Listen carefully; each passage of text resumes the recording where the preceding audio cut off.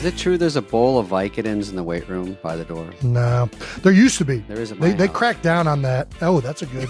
I might have to come over. We have them here in a little bowl. We can't get it to you.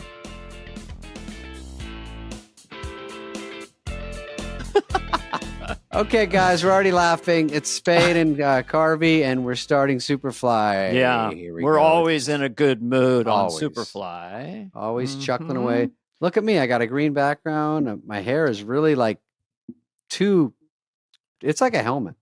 Well, it actually looks kind of movie star ready, I would say. Oh, You could play kind of a badass with that hair, like, with a gun and stuff. Like, actually, I'm working on a new impression. I'm going to do it for you at the end. Okay. So what? Now, usually we haven't seen each other in a few days. So what's been going on with you? What's you always my have weekend? Some weird thing happened. I'm still doing my tour. I was in Spokane this weekend. Beautiful crowd. I stayed at the hotel right next to it, and so every single person in that hotel was at the show. I'm walking around. Oh my God, your show is unbelievable. Blah blah blah blah. Yeah. Genius, blah blah. Best show in my life. Better than anyone else. Blah blah. Whatever. Bill Burr, no, you're the best. Blah blah. Everyone else is horrible. Blah blah. So whatever. I don't even remember. But I remember that part. Yeah. So anyway, someone goes, "You know who's from Spokane? Big star Sydney Sweeney." I go, "Oh yeah, she is a big star. Oh, she's from here. She isn't really shocking. Everyone's from somewhere, and you know that girl. She's on Euphoria. Okay, she's a big deal. She's in in 2 movies out right now." So I said, "Oh, great." Yeah. And then Bobby's downstairs with some guys, and they're like, "Your opener?" My opener, Bobby Mimoda, and they said, "Oh, we love soccer. You talk about it in your act. By the way, his sister's a big star here." And he goes, "Oh," and then he kept saying it, so he finally goes, "Who? Sydney Sweeney. How do you like them apples?" And he's like, "She is a big star." So I go to the airport and I go to the driver. He literally said, "How do you like them apples?" Yeah. And that's a good way to, let him know like I wasn't bullshitting. Okay. And I say to the driver, I heard his bullshit about Sydney Sweeney. He goes, "Oh yeah, I did a play with her." I'm like, by the way, I'm sure the play business is big up in, Spokane, Washington. Spokane outskirts. Yeah. So I said, "Oh, great." So I get on my flight and the lady from United is like, blah, blah. I heard the show is great, blah, blah, whatever. And then she goes, "Oh, you know who's on your flight? Sydney Sweeney." I go, I can't hear more about this girl. So I get on and lo and behold, how about them apples? She's sitting right behind me. Wait a minute. Sydney Sweeney is in Spokane after all this and she's sitting behind you? Yeah, there she is. See that? Gorgeous. So she's sitting behind me with like her boyfriend or something. And actually, she was in coach, but her boobs were in first. Anyway, can you say that? Canceled. I mean, I have to throw in one boob joke about her. Oh, she's very lovely. I mean, she's displaying them. If we don't notice them, that would be kind of odd. I mean, Yeah, I think they were buried in the hoodie in this trip, but she had her hat down. So the stupid story is. I don't say anything to her. I don't know what to say. What's there to say? Hey, are we both in showbiz? Fine. Big fan. I could have said that. Yeah. That's a good one. Everyone likes that. That's fine. Mm-hmm. But it was just awkward. I didn't know what to say. So I lose my 5-hour energy, the one of the things. Yeah. And it's a big panic for me. So I'm on the ground looking. And so I crawl around and I go, "Hey, you guys see 5 energy on these parts?" And then you're on all fours crawling down the aisle before takeoff. Yeah. No, during the flight. During the flight, you're on all four. Okay. Yeah. And everyone's like, "Quit looking for attention." And I was. But I was looking really for this. Right. And then she goes, "No." And then she goes, "Do you do a show here?" And I go, "Yeah." And everyone's like, "You know who's from here? Sydney Sweeney." And she goes, "Oh, I know." And I go, "I actually met your brother. I guess, does he live here?" And she goes, "Well, he's in the Army." And I go, "Is he not here?" And she goes, "No." And I'm like, well, some guy, that's his claim to fame, is he's lying about that. The funniest thing to lie about. Did the whole plane break out into Sydney Sweeney? But she's from Spokane, Washington. I was from Spokane. British. I thought we land. No, she's a British all-American. All And then right. we land, and I've got the whole plane involved now because some lady in the back goes, "Found it." Found my fucking stupid 5-hour, hands it down Mm-hmm. past Sydney. I get it.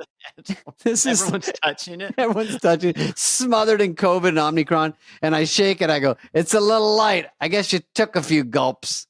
That's your reward." Fucking crickets. Then What No, a flight. no one laughs. And then I we're about to leave. And anyway, the point of this whole story, which is absolutely none, is that Okay. we're both on dog shit Delta. Whatever. Fine. We're on some puddle What? jumper. But the point of the story is she is hosting SNL this week. I didn't know that, and she didn't say it. Huh. And I have a feeling she didn't either want to brag or does not know I was on SNL, which is very likely. She's Well, like she's 11 maybe years old. 24. Yeah. or She's probably something. 24. Yeah. We'll look it up, but it doesn't matter. Mhm. And in those situations, I don't really introduce myself. Sometimes I say, "Hey, I'm David." But when you meet other people, do you say your name, Dana? Go. No, because I've always been at like if I walked around dressed as Garth, I get a lot more attention. You Because don't? I can change my like what look at my face right now, and then assume I have sunglasses on. Like, who's this?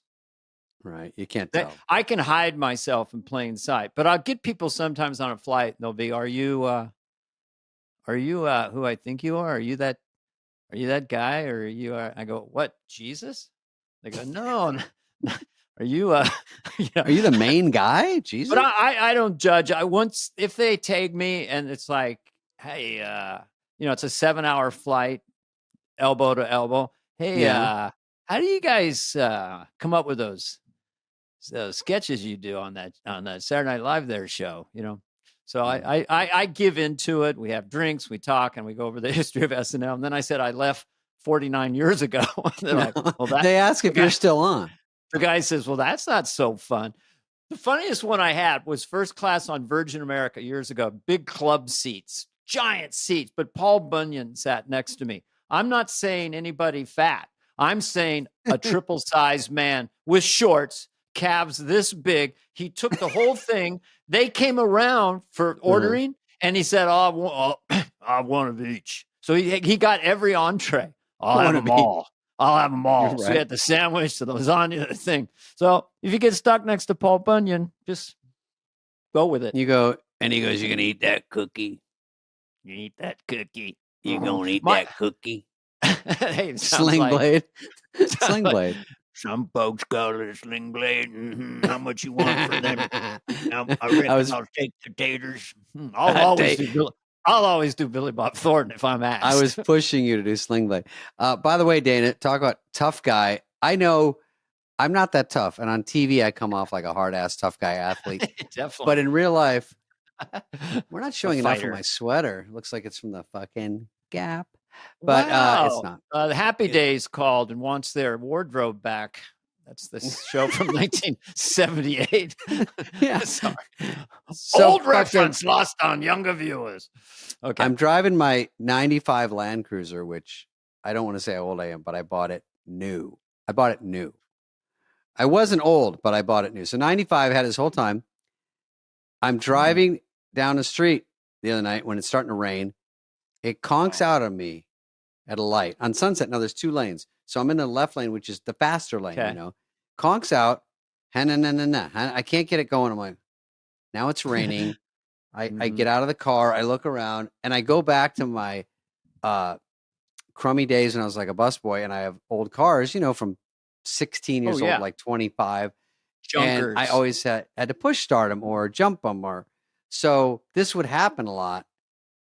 So I open the door and cars like skidding, and now it's raining and I don't want to get hit. I can't leave it with the hazards in the middle of the lane. So I start rocking it. I put it neutral and I start yanking. You don't have power steering in this situation. So I yank it. So Land Cruiser, you're trying to push? Yes. With my pin arms, stick legs. I do have Carrie Underwood calves. We know that. But I'm pushing. Come from the calves. And I start to go, I got a green light. I'm going to go and try to take an illegal left because it was slightly more downhill to go to the left than the right, but slightly like this, barely. And I go, there's no way I can push it up, even if it's 1 inch. So I rock it and it moves and I start to push it like a fucking monster. I'm pushing it. No one gives a fat fuck. They're all just like beeping and get out of the way. And I'm like, No one's helping. I'm in grown-ups. Help me. No one cares. Just shoot me, guy. I'm dead. Bench for. So I get in the middle and then it turns red. Missy. Wrong, miss. Wrong, Missy. Cusco llama. And they don't help me. And now I'm in the middle of the light and I'm resting. And now no one can go. And so I hold up my hand, international sign of don't run me over, whatever. I start rocking it again. I turn on my Carrie Underwood calves and I start to go left with no one's helping, none. And I help people. I've actually jumped out and helped people. And I start to turn and then I get in and crank the wheel, get out again. Everyone's like, what's going on? That guy looks like he's in they go, who is that girl? So anyway, why are you letting, even if you think I'm a girl, Thomas. Why are you letting a girl push it? They're like, Meg Ryan's in trouble. So, because I have a hat on, I'm like this. So anyway, I finally get it over somewhere. And I just get out of the fucking, they go, Sydney Sweeney's in trouble. She got a bob. Well, I'm glad you made it safe. We've had a lot of rain in California and it's just a mess. I mean, I'm going out in the rain. I'm walking to my car and the grass is like soaked. So it's like, and then I open the door. I don't know if it's the rust from the rain. It's like, so I get in the seat. It's leather. So, I'm a safe driver. So I check the rearview mirror, Yeah. And I put the windshield wipers on because it's pouring rain.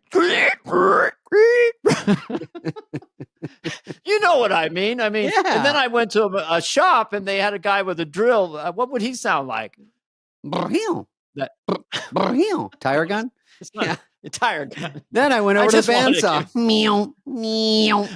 This is a character I used to do called Sound Effecty. And sometimes you use the same effect for different things. So I turn on the radio. You only got 4.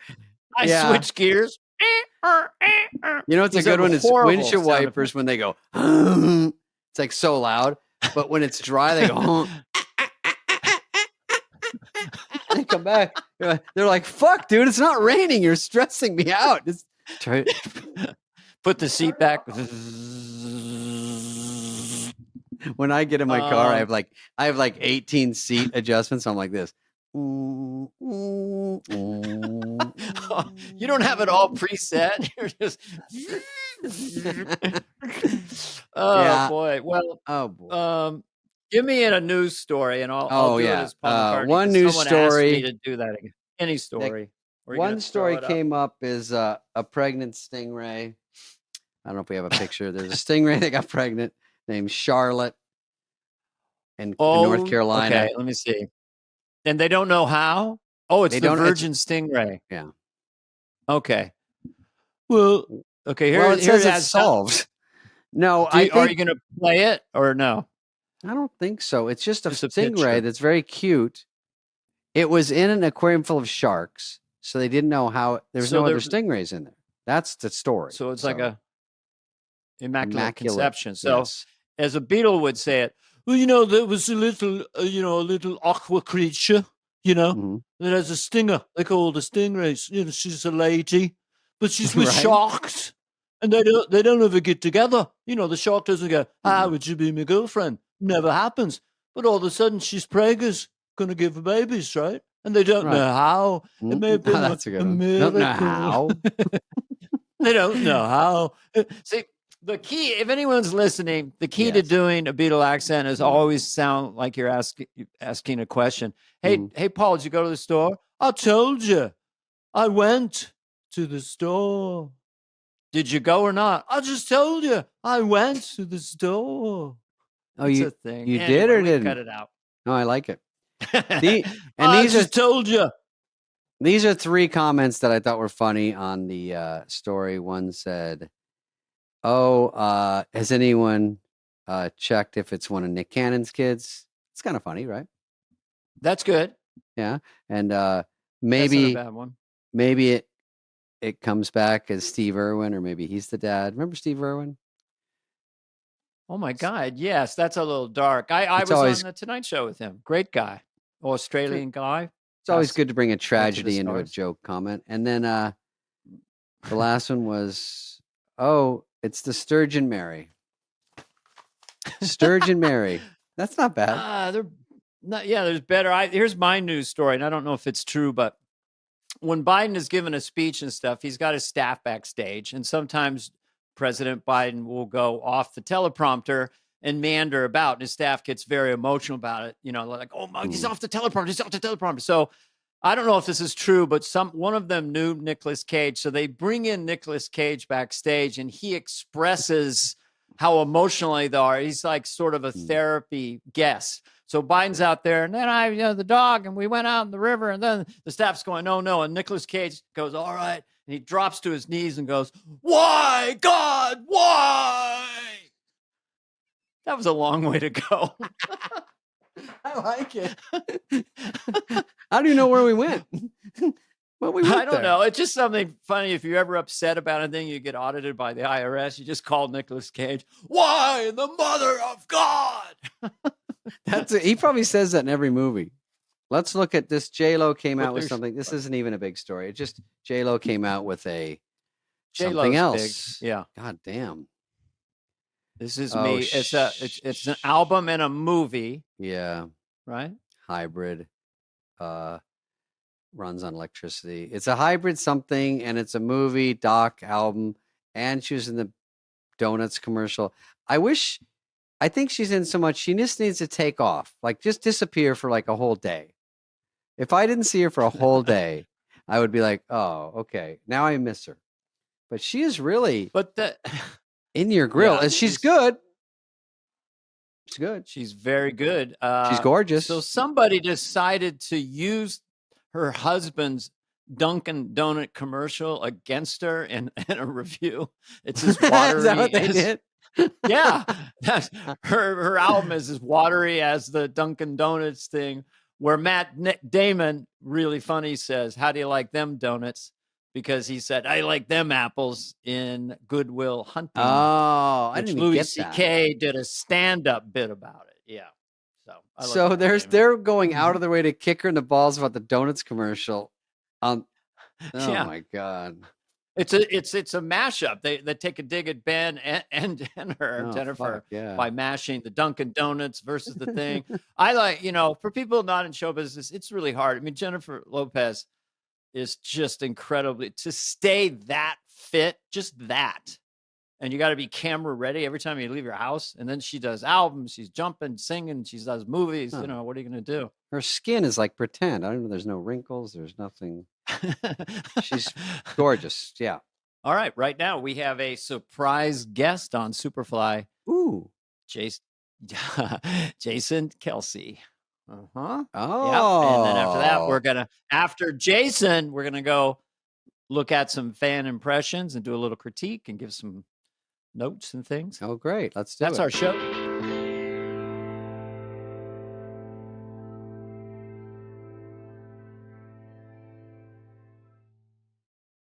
So, because it's a new year and everyone has their resolutions, I was going to try working out, then I didn't even try that one. But I am going to eat better, and I think that's the key, eating what you want. And also, I'm into the new world of having stuff delivered.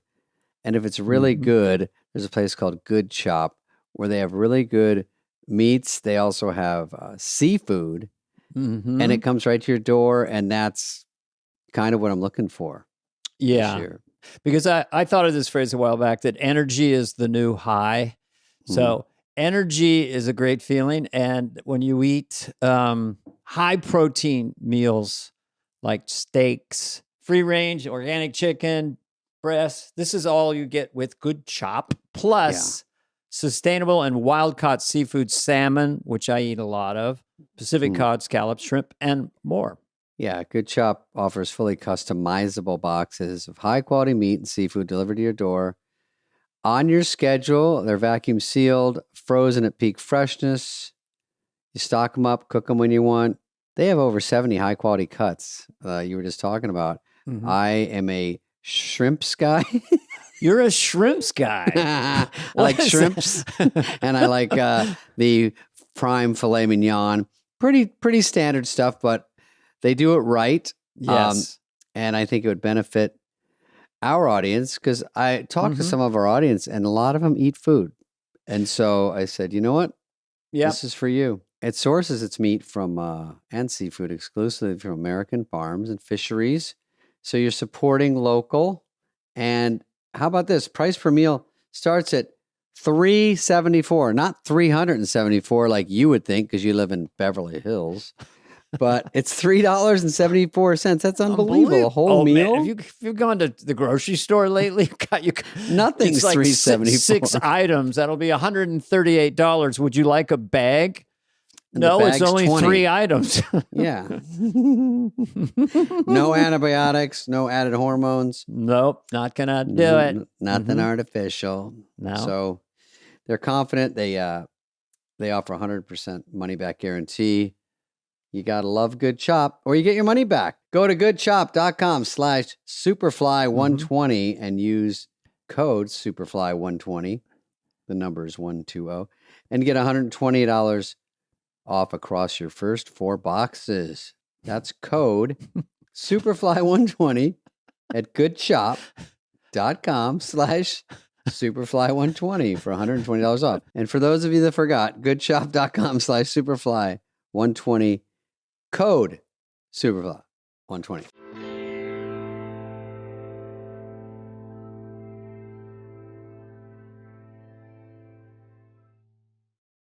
Ladies and gentlemen, our next guest is our first and only guest on Superfly, considered one of the National Football League's greatest centers of all time, 6-time first team All-Pro, 7-time Pro Bowl, Super Bowl champion, Mr. Jason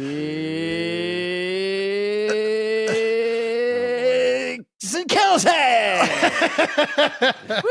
Thanks for having me, guys. That's a hell of an intro. Are right you there. kidding? Yeah. All comedians love athletes. We love people who are actually brave and bump into things. And we're just, this is a feminine job. Let's face it. Look at our hair. Dana. We're like little girls.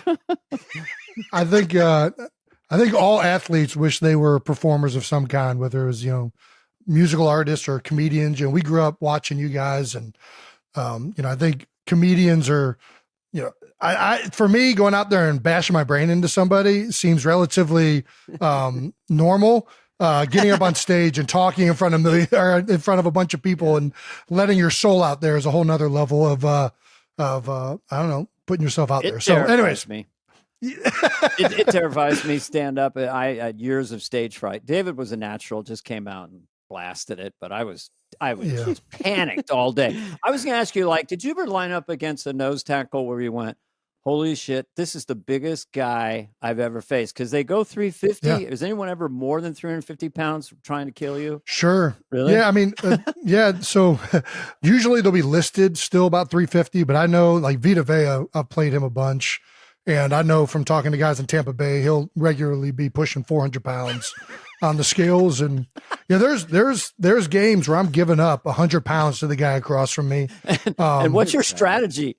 Yeah. Well, hopefully they call plays where I get to utilize my speed and agility against guys like that. But yes, some of those guys are really good. I think for me, my I guess strength was definitely second level blocking. So blocking linebackers, safeties down the field.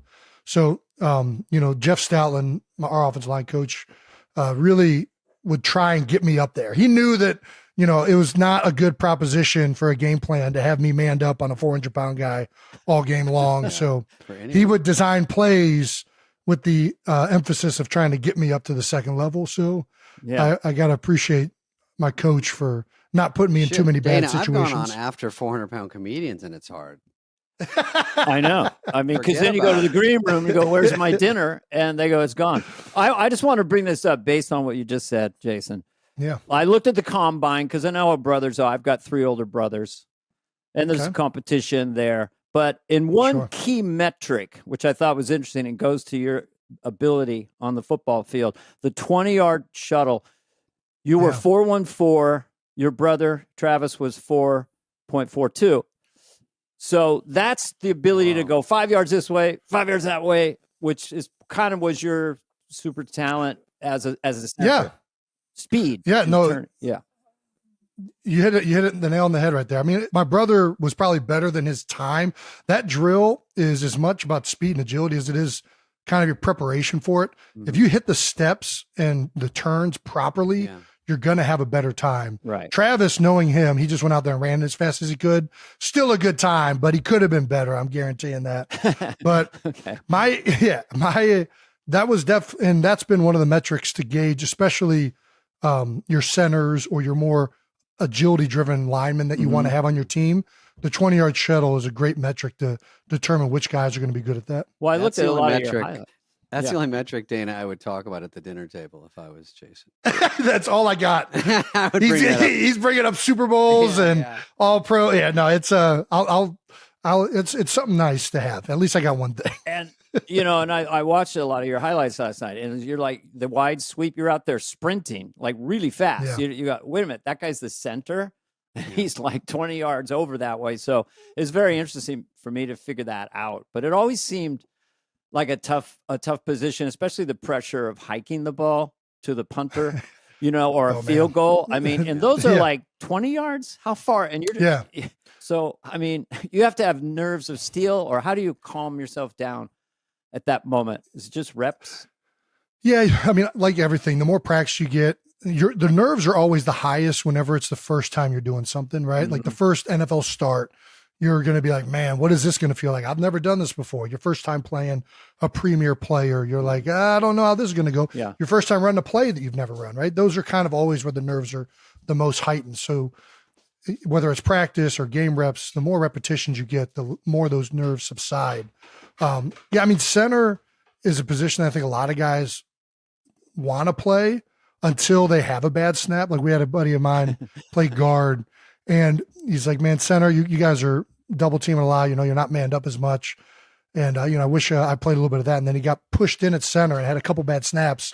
He's like, man, I never want to play center again. Like it is. Dude, you have two jobs. You Exactly. hike, and then you got to look up and go, oh, wait, now the guy bashes my brains in. I forgot about that part. I know. You have just one hand down. So everyone else is like a gorilla. They're like, "Rrr," and you got one down and one's concentrating on that. And then here, the field goal for the win. And here it is. It's over his head. What a shit show. The game is over. And guess who fucked it up? The center. The center of universal pain.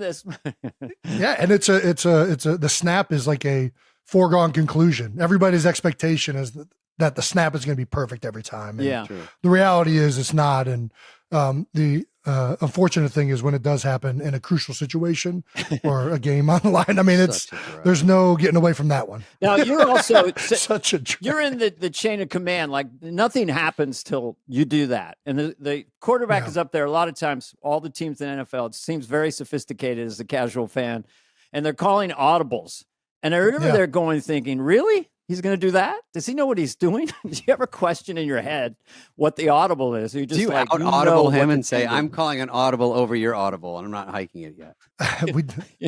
Well, it has happened before. There's some audibles that are more geared for the back end of the defense for the quarterback. And there's some audibles that are more geared for the front, which is more what I'm seeing. So there have been times with every quarterback I've played where I'll be like, no, this isn't the look that we want to kill this play to, or the look we want to run this run to. But in passing game, he's taking full control. And there's times where, the quarterback at all times has final say. You can't have two guys up there like, no, we should do this. No, we should do that. No, we should. So you give that to the quarterback. Everybody, if the quarterback wants to do something, that's what we're doing. And there's times where, especially in like a blitz pickup, where he'll send the protection in a specific direction, and you're like, I'm pretty positive it's coming from over here. And you might relay that. If he, at the end of the day, though, if he wants to go over here, the most important thing is that the quarterback knows where he's hot from, where he wants to deliver the ball to. So, yeah, that does happen from time to time. But would you okay, go ahead, David. I just want to know, we're just so excited, Jason. We're very excited. The huddles must be it's the same here. Because when I see a huddle, And I could imagine being in it. It's like 22 zipper drive, and then they just go. If I was the receiver, I'm like, wait, what happened? Am I the zipper in this? Because everyone just gets it right every single time, and I think how they don't. They do not. Unfortunately, that's what it seems like. Okay, Caterpillar 1. And you go, what's happening? They go, booty liquor on 5, and you go, is this a play or is he talking to me? So I don't know, because what do you listen for in the play? Do you have to get any instructions, or is it? Absolutely. Yeah. You get used to listening to the portion of the play that pertains to you. Yeah. And for the center, really the whole thing, other than the route concept, is important to you. Like, you need to know the formation. You need to know the snap count. You need to know what the play is that we're running, if it's a run play or a pass play, and the protection or run concept. Everybody gets in tune to listening to the things that are important for their job. Right. The quarterback, obviously, having the ultimate and tight ends to a certain extent, of needing to listen to everything. And that's why those guys tend to be the most knowledgeable throughout the entire offense. They jam their head in farther in that huddle. Some just kind of kick back on the side. Yeah. The tackles are like, just give me what the 62 got it. And, they don't care about half of the stuff. Has it gotten more sophisticated? Because I'm from the 60s, John Brody and the 49ers said, I swear they would go hut 1, hut 2. But nowadays, it seems like Brock Purdy says, what's up, what's up, what's up? But what is he saying? Was he saying what's up? Yeah. I don't know Brock Purdy's specific one. I know Dak Prescott does. Oh, my gosh. It's we were joking about this all season. Campbell soup. Yeah. There's, I would say in some ways it's gotten less convoluted because to David, your point, the more words you have in the play call, the more chance somebody's going to miss something. So now there's kind of been a move back to, like, how can we simplify these things with code words or words that we use all the time so that players, the moment they hear that, they know, okay, got it. I know what this concept is. Right. And you can shrink it down into 1-2 word phrases. So at the line of scrimmage, though, the snap count, it's so specific to each team. Most of the time you want a lead in, right? So whatever it is, if it's like that, a hut hike, right? For us, it's color number. So it's white 80, said hut. The reason you don't just go up there and say said hut is because everybody be jumping off sides. You got that little lead in, like, hey, we're getting ready. Here it comes, bow, right? Is it always the same thing, or is every play he says what it's going on, and then you don't want them to hear? Correct. Yeah. It's either in the huddle or at the line of scrimmage. There'll be code words to let you know. Like, if we're no huddle, he'll say, whatever the code word is. When I was with Howard Mudd, it was like pink and then a 2-digit number. And the first digit was always what it was on. So it was like, pink 15, it was on 1, pink 32, it was on 3. So you kind of would try and think at any time you could say, you didn't know hey, pink. And so, hey, 32, and then you knew it was on 3, right? So there's all sorts of codes and different ways to figure out at the line of scrimmage or in the huddle. There's just on 3. Hey, on 1, on 3. So that's generally that's why I got out of the game. I played flag football and I loved it. We had plays, we had ready break. I'm in 5th, 6th grade. I was the halfback.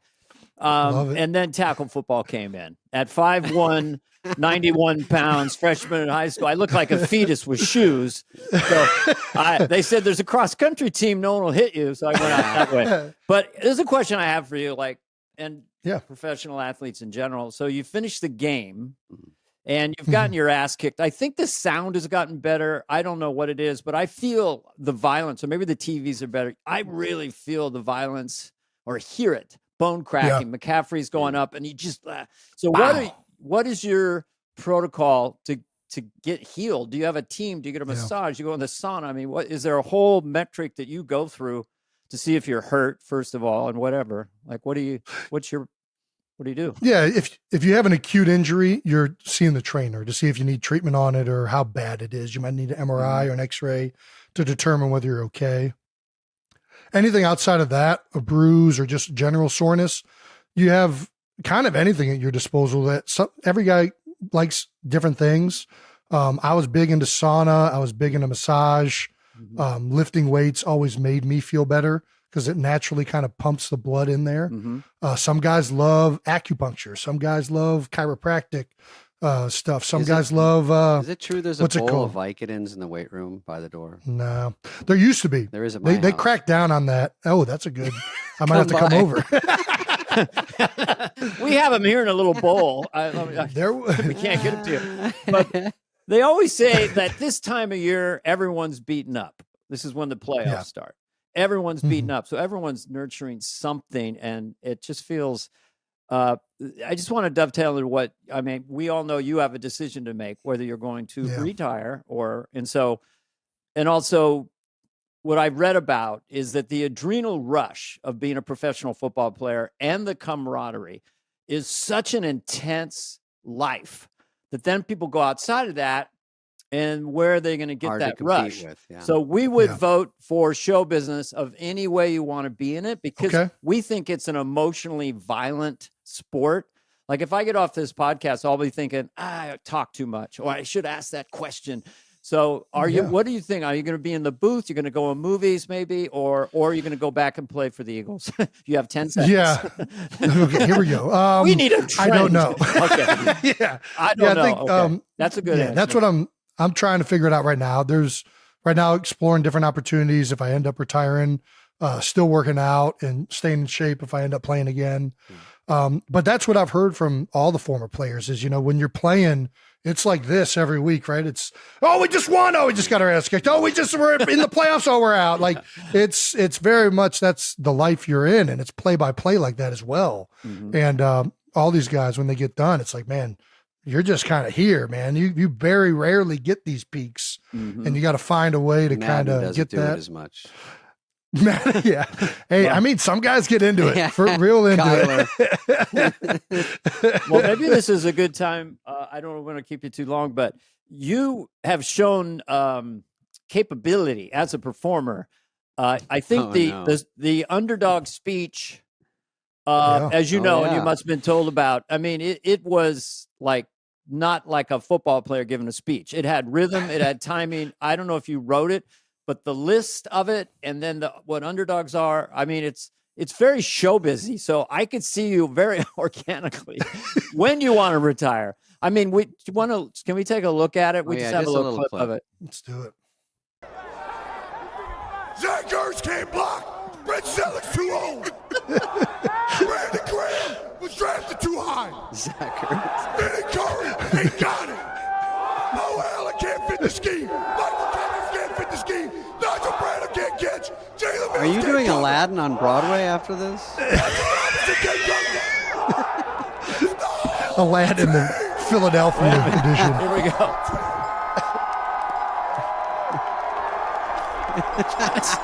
That's like, to me, Chris Farley, as close as I've seen to Chris Farley.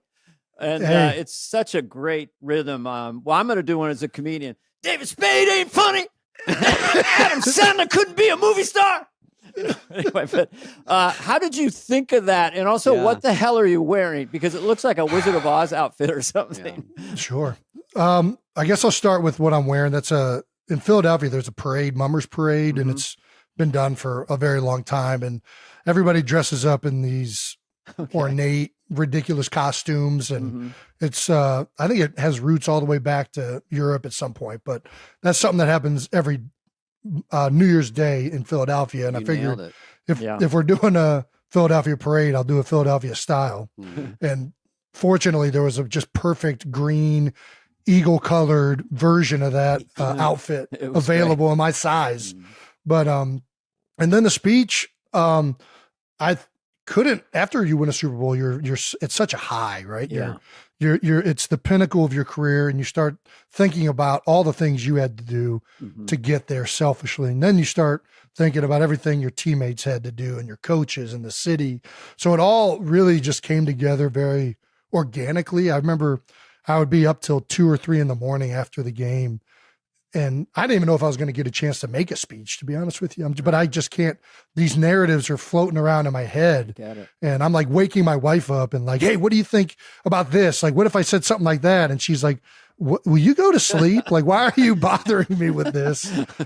And I think I probably, I didn't really have a full thing written down, but I remember I was keeping track of different things and different guys and what they had to do to overcome to get to that moment.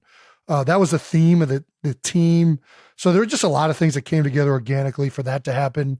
But yeah, it was something that flowed out. I mean, I somehow managed to still get it together after an entire, I don't know, 40 blocks of drinking beers and celebrating with fans. And like, it wasn't like I just walked up there. There was like, that was like 3 hours in. Voice so. was a little thrash. Exactly. We had done enough spelling chants for the Eagles. I don't know. The Eagles chant is EAGLES, Eagles. I mean, you don't get much more like rudimentary than just spelling the word, but over and very over guttural. all day, over and Yes. over, everyone's spelling it. So I how got a many question. how I many got a beers? question for Dana. Sorry. I have a question for Dana. No. Okay. Before we get to how many beers you've had, which the over-under Sure. is 40. Yeah. When you, this is a quick question about this year's Super Bowl. Would you have known what to do in that coin toss, or did you know something was up with that coin toss or not? You're talking about the overtime decision? Yeah. I mean, we as a team have always talked about for playoff overtime, meaning the second team or the other team is guaranteed a possession of kicking. You want to have knowledge of what you're trying to get that second possession. I had never even heard of it described until Kyle Shanahan went over it in his post-game press conference. At the time, I was like, what are they doing? Why would they, this doesn't make sense to receive. But I think after Kyle saying that, I mean, there's logic behind it, and nobody was getting in the end zone. If it goes field goal, you want to have the ball third. He's thinking one more than that. He's thinking one farther. Exactly. They have, but I think downs, the reality is, I think just personally, you would rather have, you want to be the first team with the ability to end the game first, because you're in the driver's seat as to be aggressive, passive. You have more, I don't know, there's more just on the line with that second possession. I don't know that it would have taken a lot probably for Kansas City to kick a field goal. It would have had to have been like a 4th and like 5+, I bet, for them to relinquish the ball back to San Francisco after that, I would bet. But either way, I think, I don't know what the analytics say. I think that you can kind of get those numbers to say whatever you want. I feel like, if you want to, be the team with the ball third, you find a way to skew them to say that. If you want to be the team with the ball second, you can find a way to get them to say that. But I think that was the first time I'd really seen somebody with the mindset that they were going to receive first, with these new overtime rules being what they are. And also the Niners would have to do prevent defense in a sense. Don't give them a touchdown. And so then you give that opening to Patrick and your brother. And I was watching it just as a Niner fan, although I'm a huge Kansas City fan, and the Eagles as well. Eagles. There we go. But I was like, oh no. And I told my wife, I go, it's over.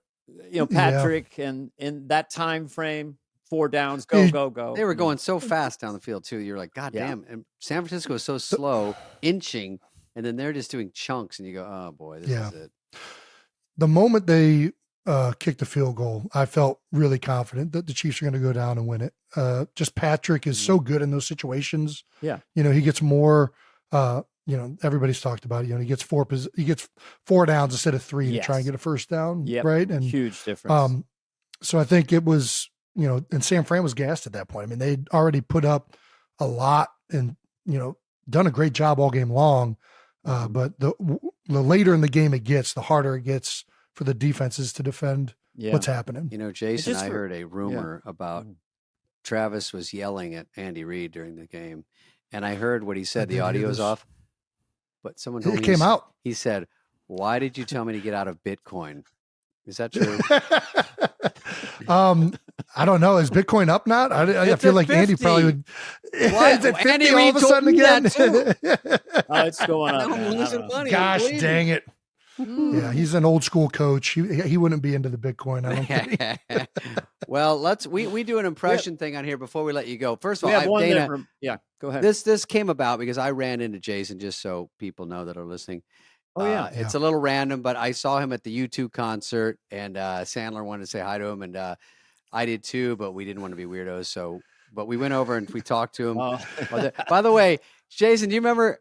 Oh, I sent you these. I couldn't say anything. This is us. This was awesome. Yeah.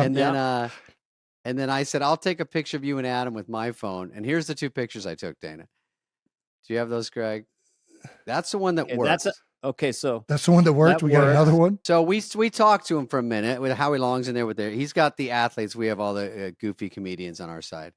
And so Jason was very nice and we had a great time. And then the show was great.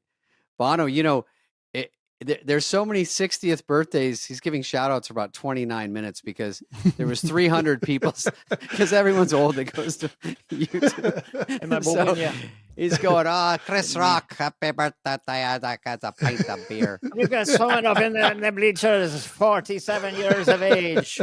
Am I booging ya? I didn't mean to boogie ya. Oh, there we go. There we go. Okay, that's Spade's first shot at these 2. Jason's like, nailed it. Knock one out. That's Sandler with a bad facelift. And then I go, no, I got it now. I fixed my camera. Here's the second one. A completely blurry one. I took one that was a total disaster. Anyway, Jason, you were cool. Thank you. And we're going to end this by wasting your time more because we have people submit impressions. Yes. And I don't think this is you, but I think it reminded us. They said we should look at this one. You went to the level of this character in your speech. So we haven't seen this, but here's an impression of it. We haven't seen it. Hi, Let's see if it's I'm Matt Foley, I think I know what this is from. motivational speaker. Couple things about myself. I'm 35 years old. Dude, he's recently divorced, and I live in a van down by the river. Okay, dude, that was spot on. That was good. That's impressive. He really. I have a few notes, Jason. Okay. He was thrice divorced. Not recently divorced. But I did like the movement. I like the hoarseness of the voice, which you had sort of down. The tone was great. Yeah. Tone was great. I think you rushed it a little bit. Yeah. Yeah. It just, you want to say, in a van down by the river. Like that little pause. Really milk it. And maybe when you get close to me, bump your head into me. That was a nice trick. I mean, I guess, Jay, someone like you really can squat. Like Farley could really, he was a football player in college, right? Or high school. But also the guy could, if he could do a deeper squat and do that move that Chris does. But it's really good. What was the name of that guy? I want to mention him. Craig? We'll give him a shout out later in post. His name is Dr. Phil Finemore. Doctor Phil Finemore? Did someone just write stupid on my forehead? Sorry I'm late for your heart surgery. I was working on my Christopher Walken impression. No, man, do it. Why? Ready now. So, Jason, well, it's been a pleasure. I think the world of professional athletes and the way you handle yourself, you and your brother have a great podcast. And I wish you all the best. I think you can, when you want to be either in the movies, television, or being in the booth, calling games or whatever you want to do, I think you'll do great. But I know what it's like. We could leave, like Daniel Day-Lewis could come back this year and make a movie and we go, oh, where was he? Right? 5 years. Once you're out, you can't go back in, basically. It's a little trickier. Exactly. Unless you're Tom Brady. He's still, there's a rumor. Yeah. He can go back. He will be welcome back at any time if you want. So did we help you inform your decision at all? Or will you talk to your wife about Dana and David? I have not thought too much of show business. I've thought a little bit about the booth and football stuff, but I appreciate you guys having me on.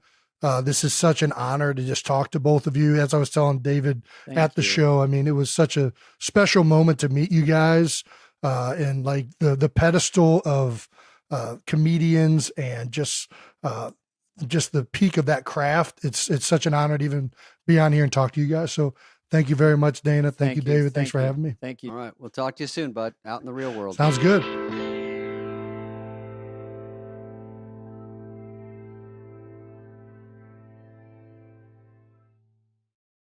Well, that was fun, Dana. I love talking to him. Awesome.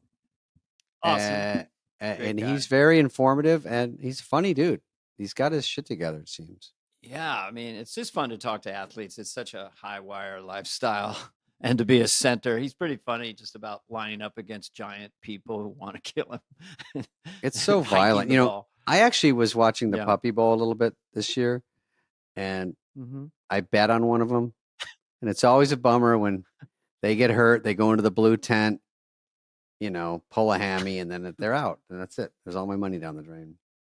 So is Concussion the Puppy Bowl protocol. real? I have to ask just in case. The Puppy Bowl is real. Sounds like it is real. Okay, that's funny. It's literally hard to bet on because literally they just put all these cute puppies on like something that looks like a football field, and they just run around and poop and bark, and it's adorable. And well, I know there is. I don't know if it's in every state, but the Toddler Bowl, and they just have a diaper changing tent in the Toddler Bowl.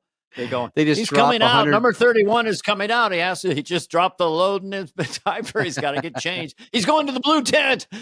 We put 1,000 babies on the football field. See which one walks to the goal line. Yeah. Which one looks the most like Sydney Sweeney? She's our theme guest today. Sydney, I know. She is our theme because she's on SNL this week. So, okay. So let's look at some more impressions. We just saw a motivational speaker. Mm-hmm. It's pretty good. And we will go to the next one. Let's see what we think. All right, this is Jonathan Emmerling. Hey, we've never seen Dana this. and David, 3 quick impressions for you. Impression number 1, Jordan Peterson at the birth of his daughter. Oh, 3. This is the happiest I've ever been in my life. Number 2, Nick Offerman relaying some disappointing news. Okay. He said no. And impression number 3 is Severus Snape sexually harassing Harry Potter. Mr. Potter, if you wish to pass this class, I suggest you remove your blouse and underclothes immediately. Thanks, guys. Okay. Actually, okay. Well, first of all, offbeat impressions. You don't hear a lot of Nick Offerman. And what was the first one? I like the third one, then the second one, then the first one. So the first one was Jordan Peterson. Oh yeah, Jordan okay, that's Peterson, offbeat too. That's definitely offbeat. Jordan Peterson sort of has a high kind of Canadian voice. Women don't like men that are too weak or to baby them. Mine's bad. His was actually accurate. Good. It's good to do it. It's sort of a good way to do it. You don't go too long. And you just get a hook in there that sounds kind of like him. Nick Offerman was like quick. No, that sounded like him before you can tear it apart and you get worse. You sounded like him, Yeah, they're nice, quick, what I would call micro impressions, just right to the point. So good job, Jonathan. The hat was interesting. Gave you kind of a festive vibe. Not necessary, but it makes. I thought it was going to do Elmer Fudd or something, maybe. Yeah. So did I. Something with the hat, but it did. I did like it. Okay, let's see another one. Oh, we've got a young lady here. This is Allison Mary. Allison, we haven't seen these. Hi, Dana and David. My name is Allie, and this is my impression of Jennifer Coolidge from Legally Blonde. I'm taking the dog, dumbass. You look like the 4th of July. That makes me want to have a hot dog real bad. Dumbass. And this is my impression of Jennifer Coolidge from A Cinderella Story. Okay. Oh, Sam. You're not very pretty and you're not very bright. I'm so glad we had that talk. Thank you. Are those the real lines? Very It's nice. Funny. Yeah, I thought that was good. Yeah. That she nailed it. I mean, I thought that was a great Jennifer Coolidge. Tone was pretty good. It kind of, if you close your eyes, I thought she'd do a White Lotus one because that's kind of her latest greatest hit, I think. But I'm stuck with she the has a character that gays. she played. Yeah, I remember she's on the boat. Yeah, no, she was incredible in that show. Yeah. White Lotus, Jennifer Coolidge. Yeah. I'd love to have her on the podcast, either our flagship or this one. Yeah, Jennifer. Mm-hmm. Jennifer, she's listening. Everyone's listening. But that was a very I had not heard a Jennifer Coolidge impression. So that was all right. Let's go to another one, and then I got one for Dana. Okay, let's go. This guy, we don't know who he is. Say his name. This is Dante Carter. What's up, guys? My name is Dante Carter. I'm a comedian from South Carolina. I'm going to pause here so David can make fun of me. Oh, David. Okay, Typical. you're in your car. This is my impression of Barack Obama ordering Taco Bell. Can I get a chalupa with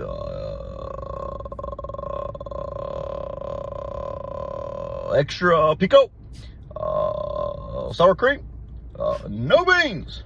Barry can't do beans. No beans. Barry gets the boo-boo belly. Thank you. He gets a boo-boo belly? Okay. First of all, Dante, I like that he made it funny. Like he took that one hook of and took it so far. So it's actually just funny, even if you didn't know who Obama was. I thought the impression was pretty good. It was nice job. I don't you can make a choice to go down to this more often, just that type of thing. But he does kind of he will do that. He took it, he teased it out. Seen Obama David? with that vocal fry thing. Mm-hmm. Yeah, that was that's what people do. That's what people do.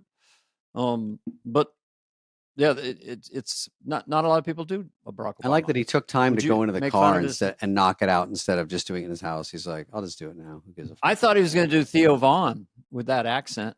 Oh, yeah, I bet someone from does South, do Theo. I go, yeah. Okay, here we are. All right, this is Okay, Nathan we got Beasley. another one. Then I got one after Nathan. Okay. Well, hi, Dana. Hi, David. This is Morgan Freeman. Little Birdie told me that you're now taking in impressions for your podcast. I think that's a mighty fine idea. I also understand that you're accepting rednecky jokes as well. I thought, why not kill two birds with one stone? Oh, he's doing one. Or as okay. Red might say, two squirrels with one can. So, here we go. I'm Red Rednecky, the redneck comedian. Last week, my girlfriend broke up with me, but told me we could still be cousins. Come and get some. Well, this is Nathan from Dallas, Okay. Texas. I just want to say thank you guys so much for the decades of laughter you guys have given us and me personally. It's been a thrill. Love the podcast. Keep up the great work. I like that part the best. I like the ending part about the great work. Yeah. Nathan Beasley. It was a really, really good Morgan Freeman. It was very subtle and very real.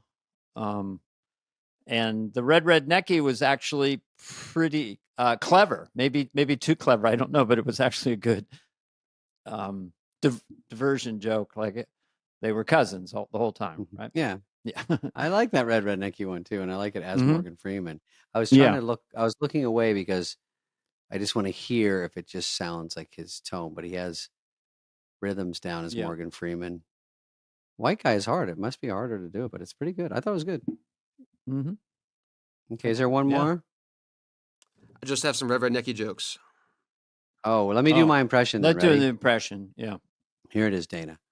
So this is in the shower this morning. I thought of this because I watched The Beekeeper this weekend with Jason Statham, and any movie he's in, he's always, first of all, he doesn't talk a lot. He always has a lot on his mind. All these guys have a lot on their mind. They don't want to be bothered, and he's always thinking like this when other people are talking, and they like to be left alone. And he's like, "I'm the beekeeper. I keep the bees. I like to be left alone. And if you come at me, I might sting you if you cross me." And they're like, "Well, are you a bee or are you a beekeeper?" And he's like, "Don't let that concern you. You don't want to find out. I take the honey to the queen." And they're like, "Well, I don't get what your job is. You're actually a beekeeper, or are you here to kill me?" I just want to be left alone. All of them want to be left alone. All those type of guys. He was also in Meg. I saw 2 movies with him. Meg, the shark movie, where it's a diabolical shark, where it gets so bananas. It's not a well-written movie when at the end he goes, "Careful, the shark has a gun." The shark does? It's getting very human toward the end. It's got a gun in his right fin. It's actually a good impression. It's good. If you don't try too hard, it's a decent impression because he doesn't really do a lot. He's just thinking a lot. And he was a beekeeper in a full beekeeper outfit. That was the movie. I'm a beekeeper. It's also just a funny take on a kind of a badass guy in a movie where he's talking in metaphors or something.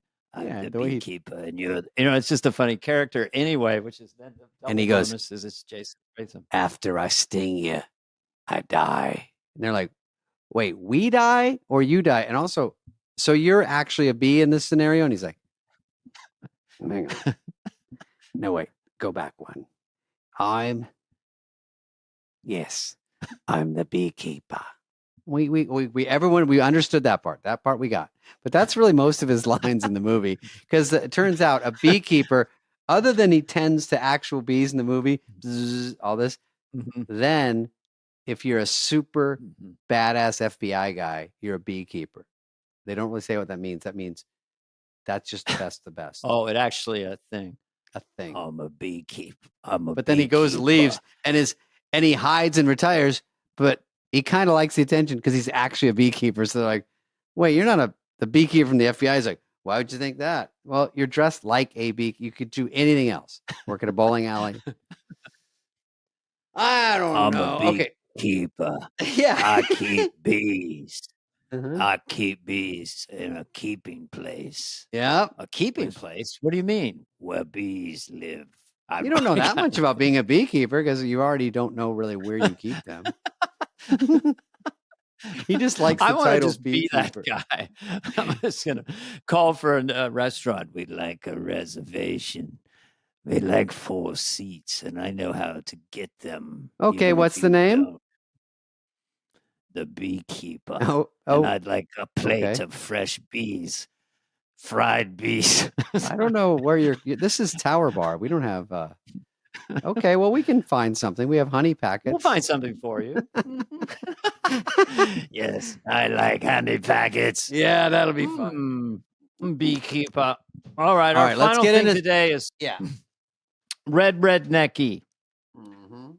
Red Necky. We're gonna watch a few of these. Or I guess we'll read them. You're gonna read them, and if you can read those, Dana, I already see it's almost too long. But go ahead. I can read them. Yeah. Well, this is from Spence Camp. Thanks for submitting here. And I always start. I'm Red Necky, the redneck comedian. I'm reading this cold. Preacher told me folks is talking because I'm married to a minor. I said, hell, she come down with the black lung when she was 8. She ain't set foot in a mine in 3 years. Come on, gets home. Oh, a minor. That one you will want to trunk down a little bit, but I get the joke. I didn't even get it. I had to read it twice. Yeah. But it's okay. Here's Philip Hirsch. Let's see.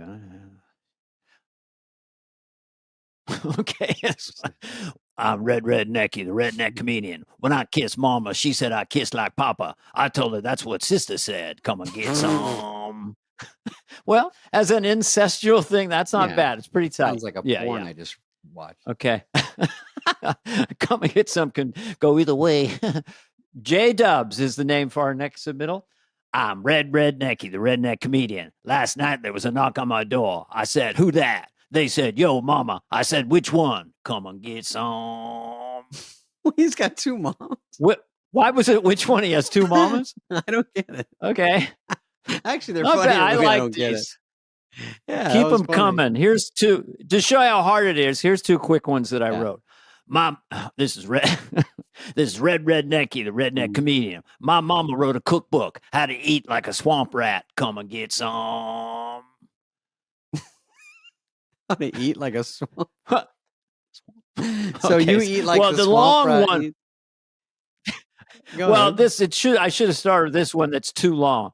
I'm Red Necky, the redneck comedian. I asked my mama what's for dinner. She said hot sizzling mud bugs topped with a dozen live crawdads and smothered in swamp sauce. Come and get some. Too long. You should say, what is it, my birthday? Come and get some.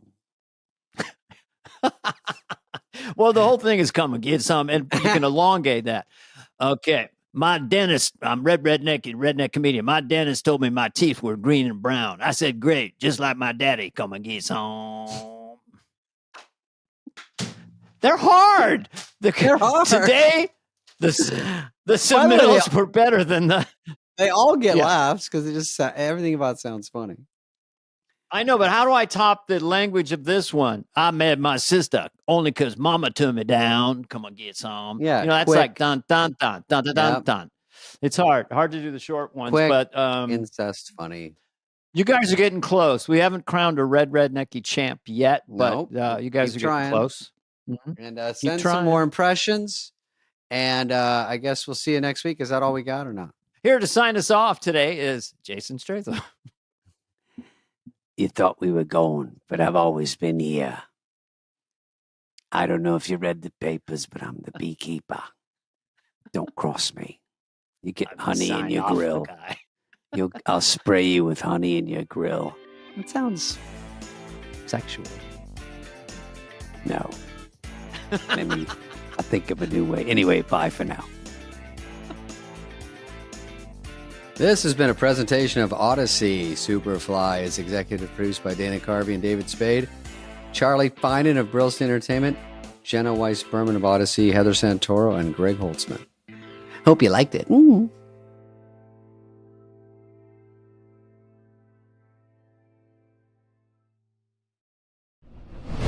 Here's what I want to say just to our fans right now. I'll get over here a little bit. Okay, we're going. Hey, we're really talk to hi, him. this is Dana. We're in a two-shot. I just want to lean in and kind of talk directly to the fans. You want me to lean out? Okay. We no, you're part of the deal. I mean, you're definitely my ahead. partner. I just want to thank you all for listening to this thing because I got a fuck ton of bills in my life, and I got what you call a big nut, and I'm not talking sexually. Anyway. So I thank you for listening, and I know you're usually driving and doing something else, but I have no anger about that. I'm just glad you're listening, and I hope it brings you a smile. David, would you like to address your fans? Yeah. I'll lean out. I hope it brings more than that. I'd hate to go. I listened to that hour and a half shit, and I got one smile out of it. What, are you reading the comments? You never can read the comments. Do. I wish I could be like John Morant, not care. I care about the comments. I know. Well, don't start waving anything around in my face. Dude, I should wave a gun during these. I will take a vow right now that if you wave a weapon, I will not take a video with my phone and post it. Because you're my friend that's trying to help me in my life. Yeah. You want to steer me the right way. But we would have Stephen Smith talking about us if I wave a gun. David Spade he was a good guy. I used to like him. The gun. Carvey should have wrestled it away. You cannot have this person do 5 rebounds in a half and expect to go to the championships. I think the guy, I've been watching him. Stephen, if you're watching, got to come on your show. I kind of think that is a giant brain. Yeah. He's does some long riffs, and I don't know. We know someone here in our studio knows him. But if that stuff is extemporaneous after the half and what he's coming up with, I'm a fan. David? Jason Sudeikis. Jason Sudeikis is a guy who has trouble spelling his last name. I'm calling you Davey Segway. He's an all-time great cast member. And then, of course, we did do a deep dive into Ted Lasso, which is such a lightning in a bottle, incredible show. David? We did a deep dive. I watched the pilot. And I watched every episode, and then he watched gave every you episode. the cliff notes. So we met somewhere in the middle. I was like, so far it seems like soccer's involved. This is Let me know if I'm me close. texting David. Yeah, it's in England. No, he's great. I've heard about Ted Lasso for the last 3 years, and he's always good on the show. He was super cool. We did it in here, in my pad. We had a blast. Yep. He's just a fun dude. He likes to talk, didn't dodge. We just blabbed about everything, and he was a crack up, man. I had a good time that day. I would say that he, that was the first time, like, doing this podcast, you get to, like, sit with someone directly for well over an hour and get to know him. So I really got to know him. And he's a wise, he's an old soul. Sorry, I hate that cliche, but he says some really wise stuff and philosophical stuff, maybe coming from Kansas's own Jason, incredibly humble, regular guy. And I was fascinated how Ted Lasso came about and the origins of it and where it went and how much of his personality and the genius of a lot of moments in that show that you just don't see coming. Yeah, so hard to put together a show that works, so hard to get it to be a universal hit like that. And they put the secret sauce together. That's a huge accomplishment. We talked about everything you could think of, Dana. You know what you said once? You said something nice. You said, you have an old face. And I said, an Old face? soul? No, it was an old voice. Oh. No, I said he has a very cool voice. I've told you had a cool voice, but you never take me seriously. I get texts later. Did you mean that about the cool voice? Dana, tell me again. Look at this. I used to do this with my pen. Can you see that? On the shitty camera. Look at this. Then I go like this. Pew, take that, teacher. You know what I like? Oswald. David, I like when older guys go out with a young woman and they say it's not because she's young, she's an old soul. Mm-hmm. So she's an old soul who happens to have a great ass. That's it. Great ass. I don't care. I don't care about the fact that she's 19 with an incredible ass. I'm attracted to her. She's right out of high school. It has nothing to do with that. I'm 91. Hello. I'm Horn Dog Billy. Jason. We're going to get letters. No, we're fine. We're getting letters. Jason Sudeikis. Yeah, we you're going better to start enjoy it. this. It's a very mellow conversation, very informative and real, just about how people like Jason get to be Jason. And this is a really interesting journey. I would listen if I were you. Don't pause it. I'm talking to the people in the car. They're like, I just got to go into work now. You know, it's good that no one Skip works work. anymore. No, because no one works. You ever heard of this? Yeah. Fun employment. Instead of unemployment, put an F on it. Fun employment. It's like you kind of quit your job and you just travel the world. You ever thought of doing that? I'm soft quitting this podcast. I'd stop talking. That's a good one. Soft quitting. Yeah. Should we end on that? I like a soft opening of a restaurant. When I pull my wiener out, they go, "This is a soft opening." Wiener? Where are you from? 1968? Wiener? You call it a cock. Wiener. I don't like when girls use medical terms. Jason Sudeikis.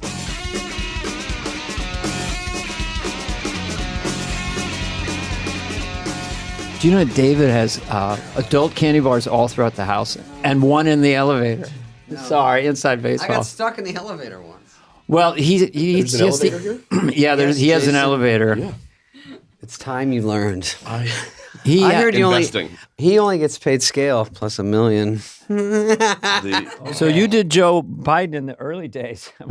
Him 2012. Yeah. Where he's kind of a... Way in 08. I mean, I did him in the... the first time I did him was like when... some Christmas episode of maybe 2007 or something like that. Like, and I forgot. And then when Obama picked Biden as his running mate, Fred Armisen texted me saying, "Congrats." I was like, "Well, for what?" He goes, "Biden." I go, "I play Biden?" He goes, "Yeah, I played SpongeBob SquarePants." Like it was like it was a Halloween sketch, and I was like, "Oh, right." I was like, "I guess that means I you can had do it." You already had it locked in. I mean, unintentionally, yeah. I mean, and then I got to do it and be, who was the magician that went on after the Beatles on Ed Sullivan? Basically, I lived that existence playing Joe Biden in the vice presidential debates against Tina Fey's Sarah Palin. Oh, okay. Exactly. Wow. There's the metaphor. Like, they look alike, they sound alike, it'll blow your mind. Yeah. And just everybody was clamoring for it, and she crushed it. And I had fun runs written by Jim Downey and Seth, but everybody was like, yeah. Okay, there we go. Here we go. You there wasn't much to do. He was full sunglass Corvette guy. He was at Alpha at that point compared to he's older now. So it was a different take on it. Paternal, very very grand paternal. That's all I got. That's kind of close. Yeah. I don't know. Good Lord. So we have Kansas's own. Yep. Kansas's own. Now you play basketball. Mm-hmm. The only thing I'll ask this first. Could you touch the rim? I could. Could you dunk a baseball? I could dunk a baseball, yes. I probably dunked a basketball 10 times in my life. Shut up. Never during a game with a referee. I was just talking about this yesterday. Any witnesses? Well, there's basketball going on right now. A lot of basketball. So I'm just... Yeah, so dunking's on everyone's mind. 6'2" or 6'1"? 6'1". 6'1". What's your wingspan, though? Oh, probably 6'1". Probably nothing spectacular. So you had a pretty good vertical to get a basketball. It was also adrenaline. I also had a lot of friends that could jump, and so it's a little bit of peer pressure that way, too, where it's just, come on, just shut up and do it. But I do remember if I dunked 10 times, 6 of those times were one day after playing basketball, like in between junior, senior year, sophomore, junior year, like during summer. That's unreal, dude. My dad put up a 9-foot hoop and it fucked all the kids because we were awesome on the 9-foot hoop. And then we go to high school. What the hell is it doing? Airball after airball. Yeah, exactly. I can get the net. I can dunk on the net. 9 foot is awesome. It was a it's less of a big deal now. I feel like, shooting threes off the dribble is what it's all about now because of, Steph Curry and whatnot. But back when I was playing, dunking was the biggest deal in the world. I mean, was the test market for those strength shoes, that they, that Kramer really? wore. That would kind of create. Yeah. I mean, I had a pair for the legit reason. I would jump rope in them all the time. A lot of time spent on that. But yeah. When they do it now, they go past half court. It's like 1 step, 2 steps, shoot it. And you go, Jesus, how do you guard? You don't even know what's happening. He changed everything. It's just 1, 2, boom, and you go, and then they make it 90% of the time. Yeah, Caitlin Clark on the women's college, circuit too. I mean, it's all over the place, all over the world. Yeah, just shooting. You play Sandler? Adam and I have played. I think we may have played once or twice, but not enough to have a scouting report. Mm-hmm. I hear he's good. I know he gets into it. He's competitive too. Oh yeah, yeah. What are you doing? It's all fun and games till the game starts. Exactly. And I'm like, get open. I go, you don't talk to me like that. Jesus, Happy Gilmore. I'm not funny. You check the call sheet. I go, all right, you can yell are at me not triggering financing out here, buddy. We are all the same. No, but no, he plays. He's played in a game with my buddy Sam Jones that I've played in a few times, and my buddy Brad Morris. But yeah, I haven't played maybe once or twice. I mean, probably the most fun I'd had playing was hearing the stories of Gary Shandling's game, then getting invited to go play in that with Sarah Silverman. Oh, you did? Yeah, and before he passed, and then a huge thing was when Gary was like, "Hey, you can come without Sarah if you want." That's a big deal. A lovely sort of, because I'd read about that game forever. Like, Gary Shandling's house. Yeah, absolutely. Would be Sarah, you. I mean, who were the regulars? Oh my gosh, I mean, McKay was there. Jimmy Miller. Jimmy was there a couple times. When I used to go in the early days, but there was a run there when I went and I was no good, and I sort of got pushed in the background. Yeah. Just not the emails anymore. You could be a Muggsy Bogues out there. I was like distraction, whatever they call it. Yeah, I just want you on the out there, like on the side, just like We need a new guy. We need 5 to keep it even. You go out there and run around in circles. Or a Spud Webb. I would have been a Spud Webb. Yep. But no, I got out of that quickly. I was D basketball in high school, and our center was literally 5'3". He controlled the paint. Yeah. That was when they had D basketball. 5 foot tall, 91 pounds as a freshman. What about you? Were you always a bearded stud in high school? Were you a late bloomer? It was a beard of acne, like any of us, right? Like, I don't think I could grow a beard until about an hour before I got here. How'd you get rid of the acne? Because I had it bad too, and I bought all the products. Yeah. And then once I said, fuck it, I'm not going to put anything on it. And then within 2 months, it went away. I think, isn't that something? Did you do that? Or? It was a little bit like it just kind of went away. Like a lot of things that have affected me or have fallen on me as almost maybe psychosomatic things, whether it be, patches in growing a beard or back pain. Like so much of it, I think is where you're at mentally. And there's so much attention put on that. And my mom, bless her heart, was always really more worried about it than I was.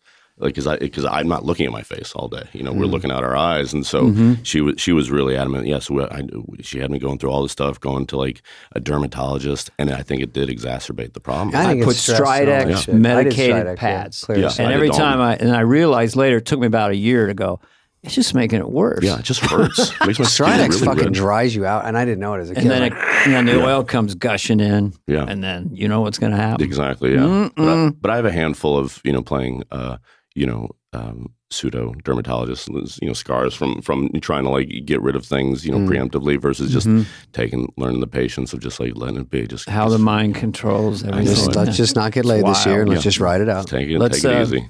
Yeah. Were you in high school? Were you like captain of the team, or you were kind of a funny guy with your friends, or what was your lane? Funny guy. Like I was the point guard, so like kind of a de facto, captain in the sense that you're coming down. Varsity starter. Yeah. Okay. During junior year. Big. Yeah. As a junior. Yeah. Okay, so you were good. I was decent. Yeah. Player. For my area and my skill level. Yeah, I wasn't too shabby, but yeah, I mean, I definitely. I mean, a lot of what we do on Ted Lasso is my experience of what it's like in locker rooms. People joking around. We were a very fun group of guys. I have very thoughtful friends, guys that I'm still very close with and friends with to this day. And we just we joked around a lot, much to the chagrin I think of our very athletic minded alpha head coach who was lovely and playful as well, but more playful when we were listening and winning. We had the same situation with a cross country track distance running coach. Blood, gut, and hair, real ex-Marine, all that stuff. So were you kind of the funny guy on the team? Because I was with a lot of guys who had great sense of humor, and I think I kind of developed as a comedian in high school sports running. Oh, 100%. Because they would laugh at everything I said. Yeah, and also, with I always grew up around and gravitated towards funny people. Like, I had funny friends, and they were funny in different ways. So, like, my friend Chris was more of like, oh, what if this happened? And then another guy's like more like wordplay. And then another guy's like a guy you do character voices with. Another guy's the guy that we would do fake radio shows with. Or then when I got a video camera in 6th grade, the guy that you'd make fake talk shows with, and, doing both of your guys' stuff, being like an SNL, fanatic at that point, especially before you start going out on weekends, on Saturdays and having a friend that can drive. Like, I did that all the time with all these different groups. And then my sisters did singing and dancing at like a place called Miller Marley. And so I was around all those type of like more overt theater folks, the people that wanted to do musicals, that did, summer stock, in Kansas City. This in is the Kansas. Park. Yeah, and Kansas doesn't have a big comedy scene, right? It's just more, it was a theater improv situation. It had theater.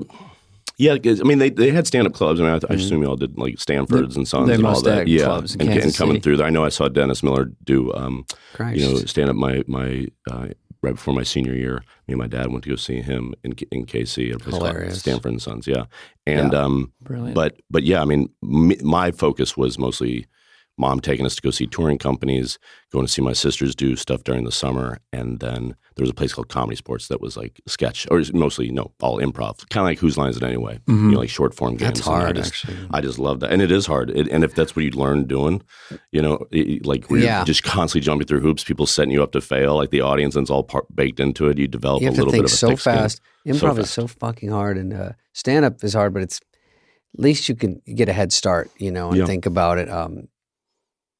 Yeah, because now when you're in high school, there's a point where you go, I actually think I could maybe do this as a living. I didn't really think that when I was doing stand-up. I just did it one day and just said, I'll never do this for a living. I just want to try it. Yeah. No, it wasn't until moving to Chicago that I think I want to do this for a living. At that point, and I moved after I stopped playing basketball in college and stuff. Like, I was just like, okay, quit doing that, started doing Comedy Sports, working at a grocery store, living in my parents' basement. And then I was like, I'm going to move to Chicago. Yeah. My folks are from there. My grandmother lived up there. I lived with her. My Uncle George and Aunt Bernadette had done Second City. George went. I assume that so you had a place to land. I had a place to free for a while. George Went is your George father. Went is your son. He's my son. Yeah. It's weird. It's a genetic thing. I'll talk you through it. It makes sense. I brought an iPad to explain things visually. But yeah, like that was when I made the decision. Like, I want to try this. All the rest of it was just about having fun. It was just wanting to do something that I saw and having the opportunity to do it. I assume it's the same. Did you have stage fright? Or were you pretty comfortable? Wet the bed. No, I stage fright. No, okay. I'd get antsy. I'd get excited. I try to explain what anxious is to like my kids. I say it's excited plus nervous. So I was definitely anxious, but I think there was something about having an athlete's mentality towards it all. And it's something I still say today, and something, again, we've used on the Ted Lasso, show. That there's no defense in the arts. There's nobody trying to actively, for the most part, when you're doing it, just stop yourself. You from doing it. Yeah, just your own apathy, your cynicism, your ego, your baggage. But I tell my sons, there's no getting your feelings hurt in show business. Yeah, it's like no crying in baseball. Yeah. Because it's a monolith. It's not against you. It's not stacked against you. It's just a thing. Yeah. And how are you going to respond? It was made to make you feel bad. Did you? I just want to insert this because I've always been noticed your voice. And did you get some voiceover offers early in Chicago with your voice? Never in a million years. Seems like you have a very good. He just noticed tenor. It was sexy a minute ago. Hey, look, I have a wife. Morning voice. It is very sexy, but no. It might be deeper right now, just because of It just seems like a good voice. Ford motor. Screaming short. Like Arnett has GMC. Arnett's got I could never. Yeah, I did a voiceover thing for Applebee's like a few years Sweet. after that's SNL, right. which was nice because they're headquartered back home and stuff. And how did that sound? Did you put on a voice? Not really. Or was it's it just really like conversation? see you tomorrow. Applebee's. Again, see, feeling like a pot pie. Yeah. All the spaghetti you can eat. Tired of blooming onions? Then come to Applebee's. Sick of breadsticks. Fish sticks. But I remember, and there was a big teacher, big influence in my life. She comes up all the time. But this woman, Sally Shipley, who taught speech and debate, had one of her students. She also taught radio, TV, and one of her students was like, "Oh, we should do this thing. You should get to do the voiceover. Is Jason Sudeikis? He has a nice voice." Okay. And I was like, I do. Yeah, I didn't know anything about that. And I don't have a voice. I don't have a face either. I say this You on barely the podcast. talk. I'm like an invisible person, but you can put stuff on me or give me a voice. The silver screen. You're just you are. I'm just invisible. I'm a totally neutral person. It's whoever you want to be. Yeah. Yeah. You can put a nose on me, whatever. Give me an accent. It's a blessing and a curse, isn't it? I don't know. I'm so tempted to talk about Ted Lasso, but I don't Do wanna, not. They told us, do not. Oh, for real? I figure, they said 45 minutes in. He doesn't want to promote Ted Lasso. It says right He here. only wants to talk no about Lasso. working at Banana Republic. Great, perfect. And Yeah, good. We want to This is spend the an one. hour on And he's an insane How to fold. pinball person. I Have you know. been to the pinball place in Vegas? The Pinball Museum off the strip there? Fucking monster right It's by the something airport. else. It's unreal. Yeah, really is. They write pinball big enough. You know where it is. And I went in. Yeah. Bing, bing, bong, bong, bong, bing, bing, bong, bing. Free game. It goes like this. Yeah. Free game. But I did it. I went through there and Got all the effects. good place to meet kids. No, I'm kidding. So no, I went in there. I felt weird because I'm like, it's mostly adults. I go, who's weirder? I'm in here. But I played Galaxia. Yeah. Asteroids. Boop, boop, boop, boop. Asteroids. You don't find them everywhere, Dana. No. You don't go to Shakey's anymore, I do you? did. Guys, I'm from the 50s. I mean, we had a pinball Sarge. machine at the lake. It was Lake the devil's Ronan. game back then. It was gambling. It was bad news. Don't put your quarters in Well, there. Guppy would, the guy who ran the Where's Guppy been? Mercantile in Lake Ronan, Montana. He was the king of that Guppy. pinball machine out Yeah. on the deck, and there were goats, and we'd challenge him. And so, I love pinball. Anyway, I fell in love with it. Yeah, after the fact. Throughout, it's always been there because growing up, I was born in '75, so arcades were big as a kid, and Dad taking us to go to those things, and I would play, Dig Dug or any of the other games, Tron, whatnot, and then he'd always go over to these pinball machines, and that was the first time I saw a dude cradle the ball where it wasn't just luck. He wasn't just slapping it up there. I was kind of then kind of got away from it. Then one of the fellows that owns and created this theater called Boom Chicago in Amsterdam is a big pinball fanatic and knows a lot about the history and just how the games are made and the designers. And he had one and kind of taught me,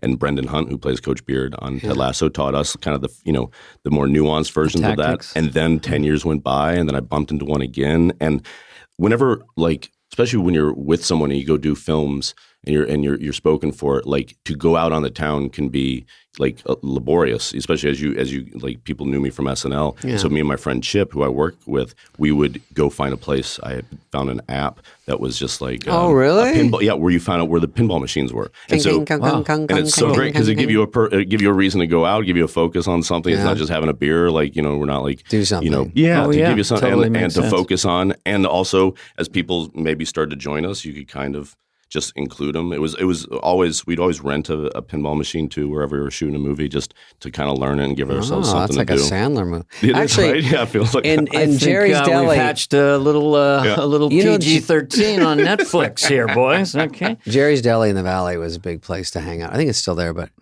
maybe it's not. Jerry sold it. Yeah, but they had, so that was the old days of Sandler, Drake Sather, Schneider, where they had pinball in there. Fun House, a game called Fun House. I love that game. And we would, just hours, there were, just because there's nothing, there were stand-ups in the day. Yeah.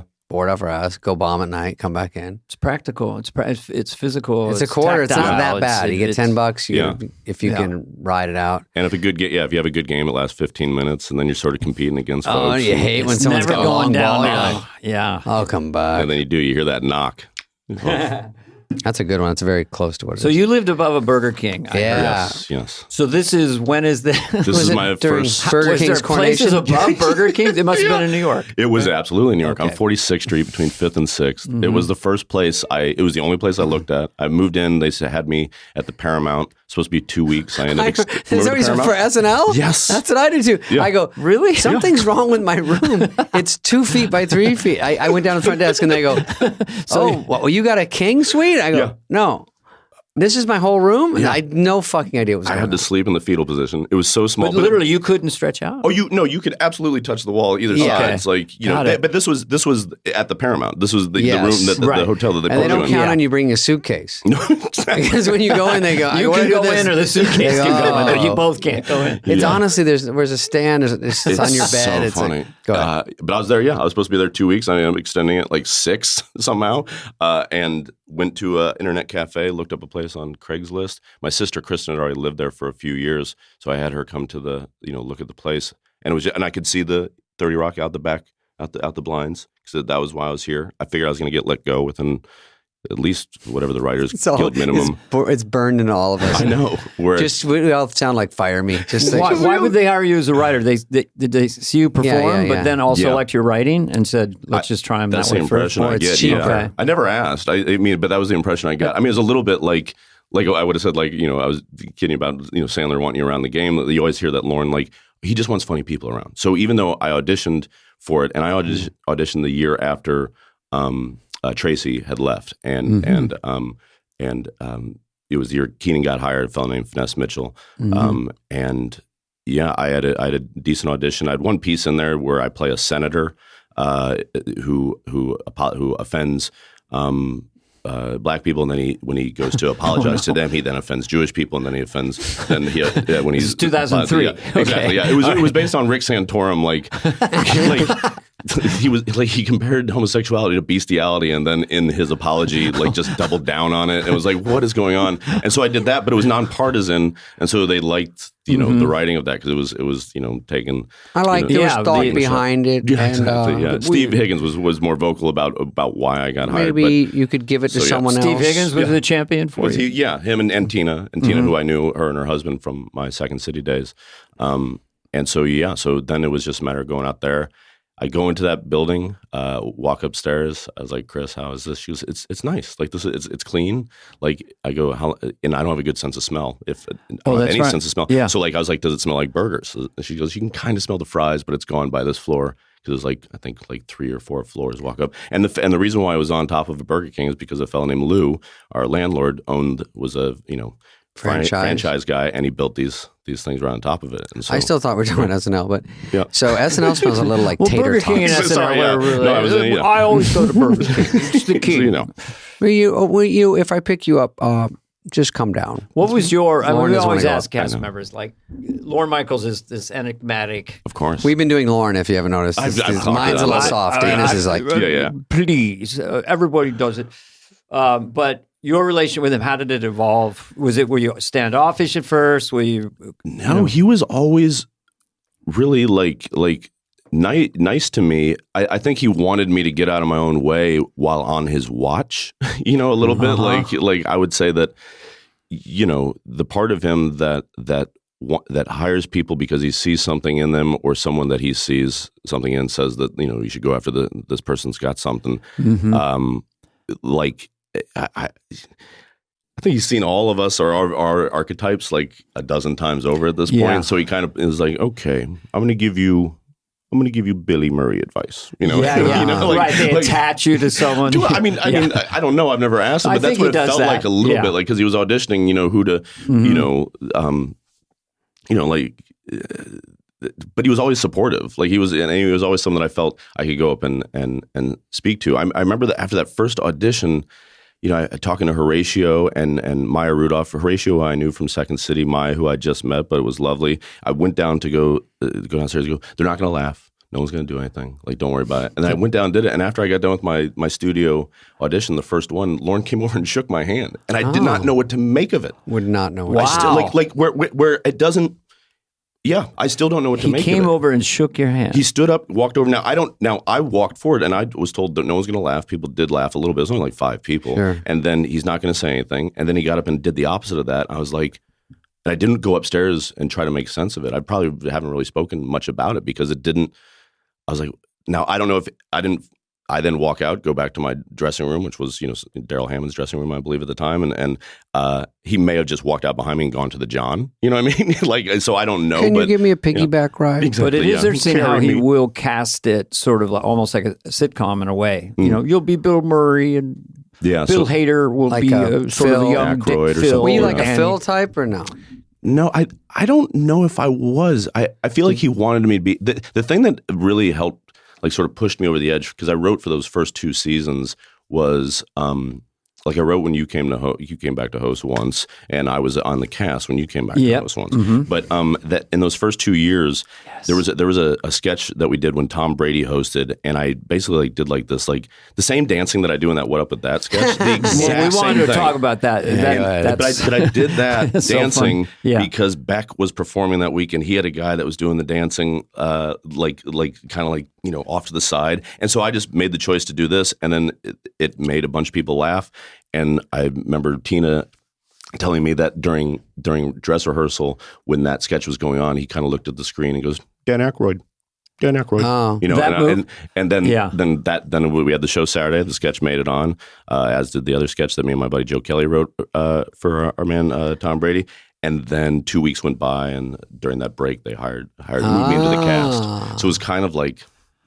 Well, it's such a specific dance, and it always makes you laugh. Even if I watch it again, and I'm laughing every time because it's so specific, and you're playing it so earnest and so clueless. So, and what's up with that? You can't take your eyes off you. Yeah. And Keenan talked about how much you made that sketch. I mean, that's very sweet of him.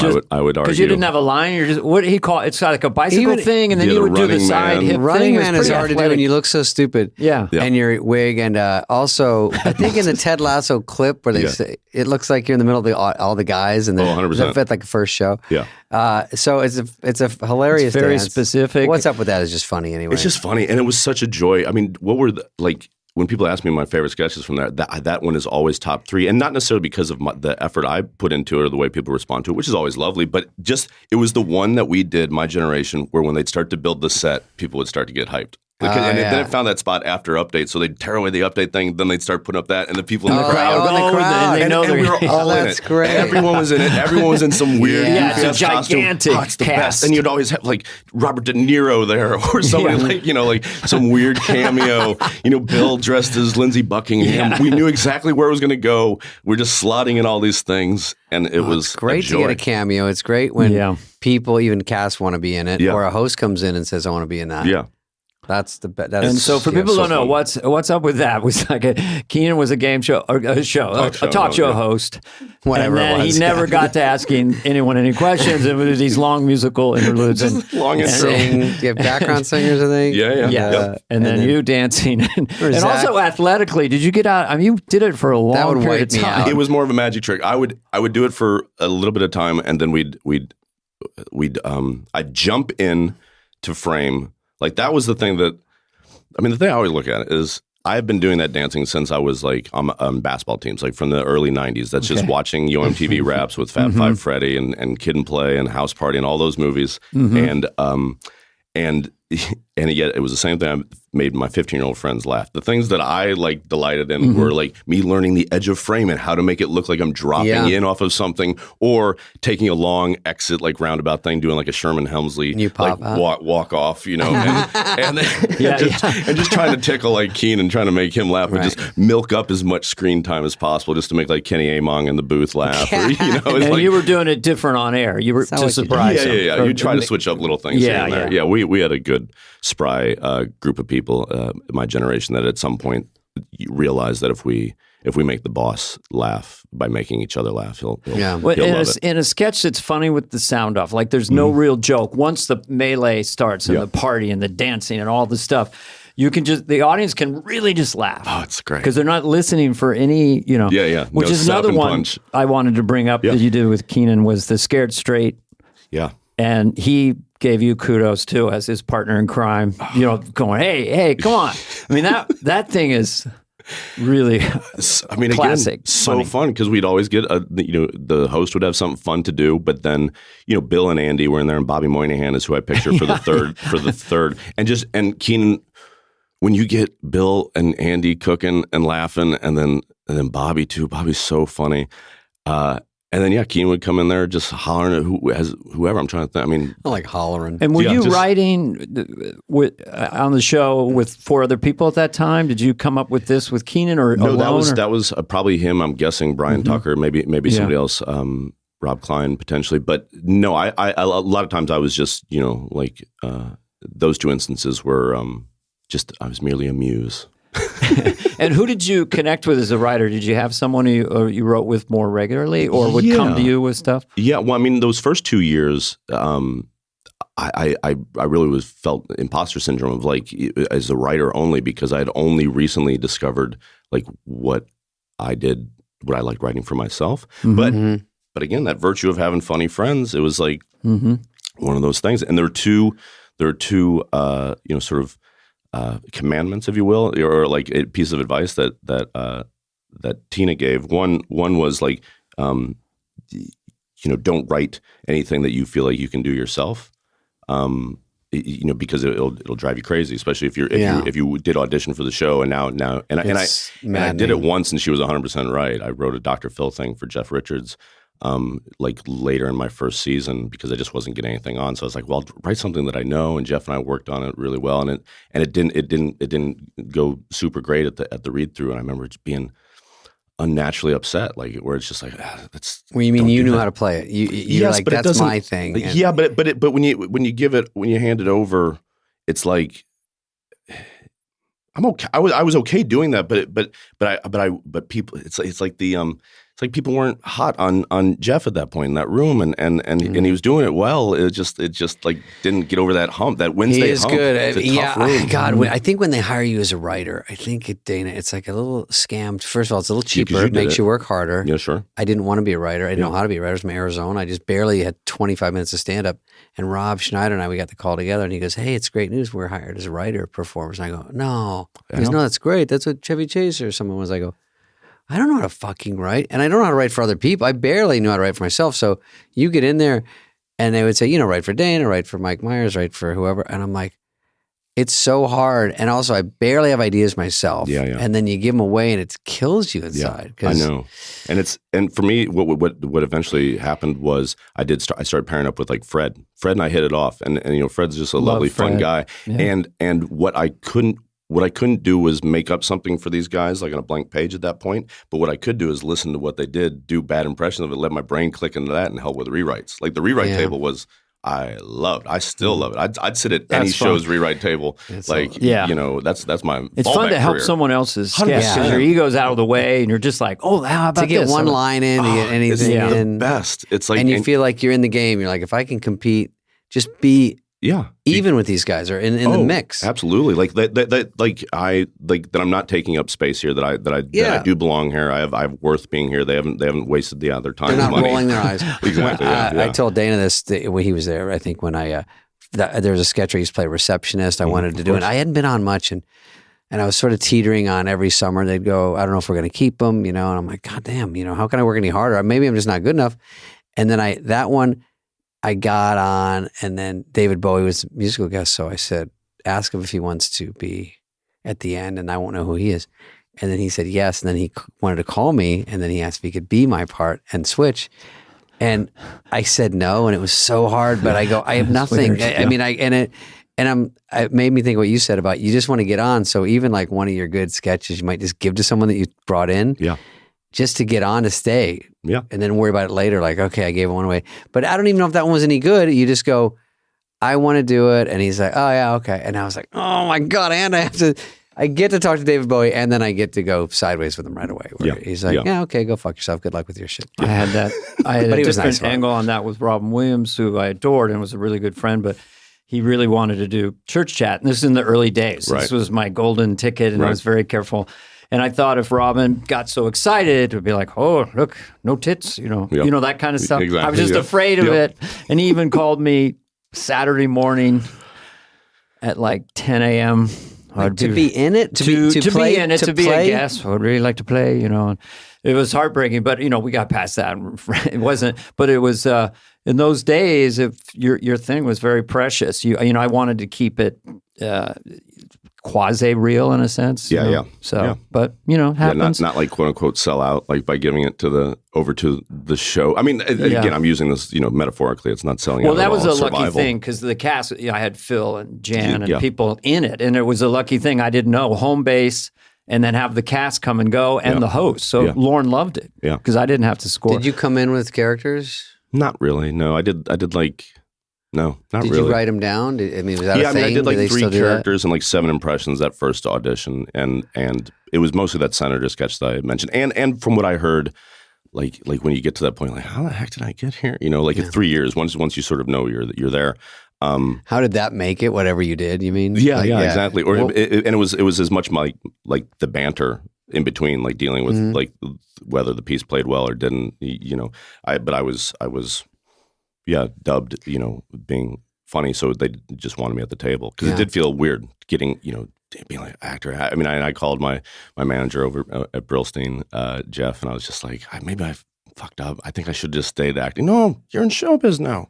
You're in showbiz. And he would say, you know, you, Sandler, Chevy Chase, Tina, you know, obviously at that point, like all starting as writers is like, you know, and I'd do sketches, you know, questions and anything. It was great. I mean, you know, and yet it really took that relationship with Lorne and to the one thing that I learned there that I feel like I would encourage folks to do is like go talk to a person that can as if you have the opportunity to find audience with the person that can actually change the situation, do that versus talking to everyone to the left and right of them. That's you know, and Lorne was always open to that with me. And you know, I think that when did 2 A-holes come in? Because that was one fairly early on. That was Chris and I's first season. You know, Chris. You know, so that really you popped when I saw that. Yeah, I mean that was this magic Christmas episode that Jack Black hosted. Neil Young was the musical guest. We had our new sort of generation was you know pretty intact there. Like I had come in at the end last 3 episodes of the season prior. Bill and Andy got hired over the summer, and then Kristen got hired about like 5-6 weeks into the season. And then Fred a little later. Well, Fred had already been there. Fred and was still Forte there. had already been there. Yeah, Maya had already been there. So that was a, you know, a very fertile time on SNL. Yeah. The cast was. But that specific episode was that they did Lazy Sunday, the digital, the Lonely Island guys. We did 2 A-holes. Will Forte did the Spelling Bee sketch that he had submitted probably 6 times in the couple years, which was a Groundlings trunk piece that he had that just everybody loved. It just never got over the hump. But Jack Black, who was the host of my very first episode as a writer that I got a piece on, like he was just like this lucky charm for me specifically, but I feel for a lot of folks because he was one of those hosts that would just support the piece. Like in A-holes, he's straight up just a straight man, and that was Chris and I.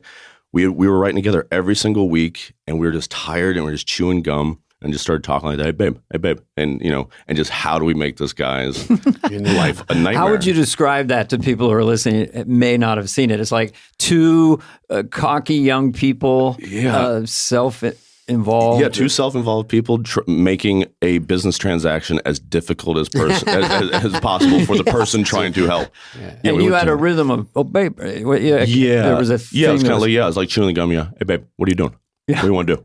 Yeah, we want to go to Hogwarts. You know, and then Kristen was just like this kind of like vapid, like almost like a Paris Hilton type, but you know, just vocal fry and just I want to go there. I'm tired. Yeah. Sometimes at 3 a.m, you go, "Is this even funny?" Oh, but 100%. You just like, "Are we delirious? This is fucking funny." But also, it's you 2, which is already. You're halfway there because people want you. Point, you know, at that point. I mean, maybe you weren't even that. Still emerging. I think. Yeah. I mean, she was off to the races because Chris had so many good characters. I mean, the Groundlings folks like always consistently blew doors off of us Second City folks. You know, did they really? Yeah, I think like in regards to characters, you know what I mean. Like I mean that's what I love about the. I'd say that, you know, Farrell and McKay are like Bird and Magic, like just like platonic soulmates that were like the Hatfields and McCoys who then came together with these 2 sensibilities of these 2 amazing sketch, you know, American like comedy theaters, and then boom, like, you know, we're off to the races once they decide to like just, you know, harmonize with each other. We had more stand-up spec when you did, a lot of us were stand-ups. Didn't have real theater up in San Francisco. There was no Groundlings I would have been in it in a second.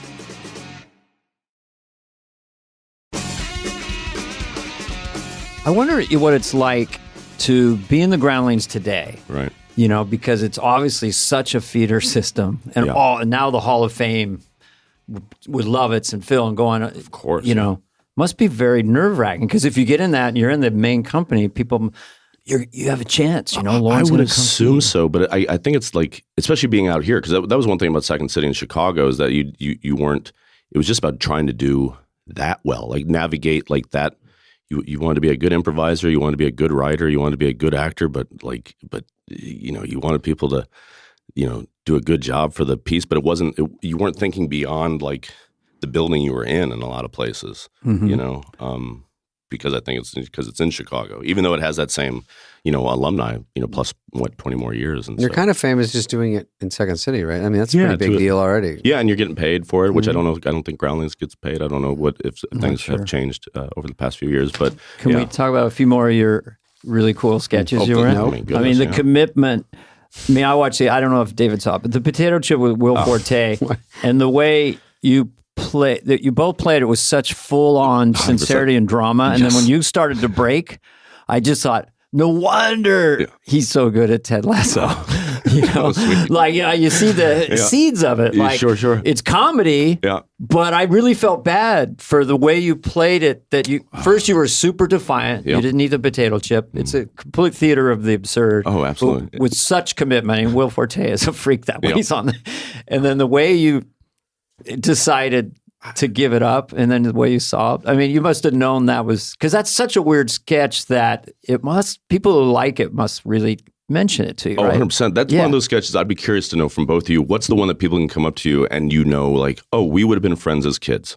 If you like that, then we're like friends for life. You know, people say, "What up with that?" That's great. People dress up like that character for Halloween. Yeah, but I would say Potato Chip and Main Justice. Is another two that if people come up to me and go, I love Potato Chip. Yeah. That I'm just like instantly have a soul connection with that person. Do you have one like that? Oh, yeah. What Skinheads from Maine.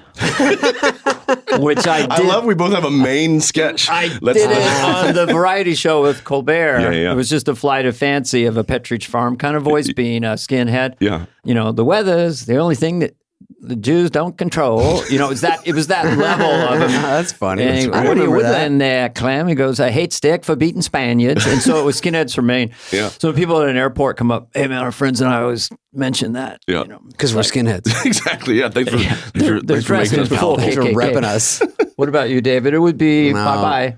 Maybe? Bye-Bye. No, we did Bye-Bye twice. The second one bombed miserably. It's a very catchy catch. It's a catchy one, yeah. That was the only one. It was only twice. That's what we did, and then we went away I went to Los Angeles the next day, and this flight attendant said it. And then from then on, I probably honestly heard it maybe every day of my life for about 10 years. Because when you go off a plane, if they say anything like that, your head goes to your sketch. Absolutely. Oh, yeah. And then that's the easiest thing to say. And then they were told not to say that anymore. And then they show the sketch, because my friend's wife worked for American. They show them and say, this is what they think of us. So we have to change our own. I'm like, geez, we've ruined everything. We say good morrow. Now we say good morrow. We say get fucked, get fucked, get fucked. I mean, they still hate you, whatever they're saying. Sorry about the leg room. Sorry, we're charging for bags. Yeah. No, it is. It bought me some street cred with, sometimes they come by and like you're in the Southwest and they give you like a thimble of water. And then they come by and they go, hey, and they wink and they give me like a 2-gallon jug. And I go, oh my God. And then the person next to me, can I get another water? I'm like, I'm waterlogged. I've had too much. I'm holding it like a baby. And they're like, get fucked.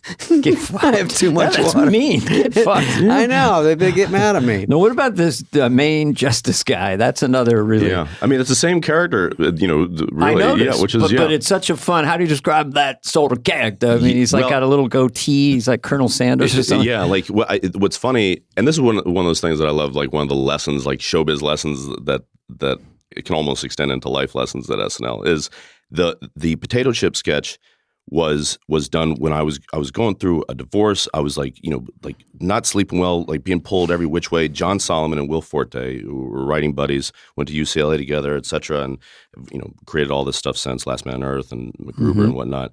They write Potato Chip, and the reason they write that thing is because I had done a sketch a few weeks earlier. The first time we did. What up with that, actually, when Gerard Butler hosted, and I had just seen Cool Hand Luke, and I was kind of like, oh, it'd be funny to do a Cool Hand Luke sketch, but Cool Hand Luke tries to get out of eating the eggs by just being like, you know, are these free range eggs? Like it's like he says, I bet I can eat 50 eggs.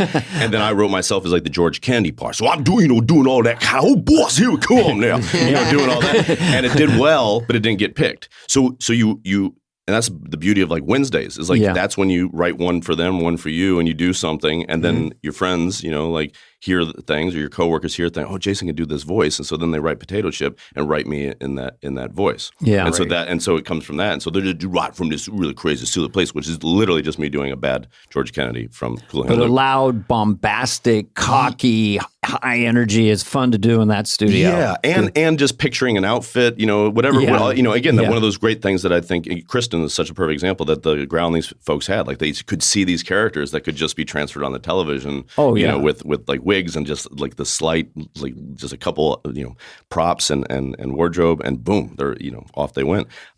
So then with Main Justice, there was an idea that I had first year for Horatio Sands, and it was more like Texas Justice, and then just like then we just like added some layer of absurdity to it. We just make it Maine. And I mean, I've told this story before, but like Lauren and Seth like hated it because there's no logic whatsoever. Yeah, it's not really a Maine accent. Yeah, it's not Maine. It makes them like, why are they talking like this? What is going on? Why are you talking about, you know, crawdads up in Maine, you know, and not lobsters, all this stuff. Yeah. And myself and Mike O'Brien, who was my office mate and a good friend, we wrote together a lot. And I'm trying to think who else was in there. Oh, I think Rob Klein as well.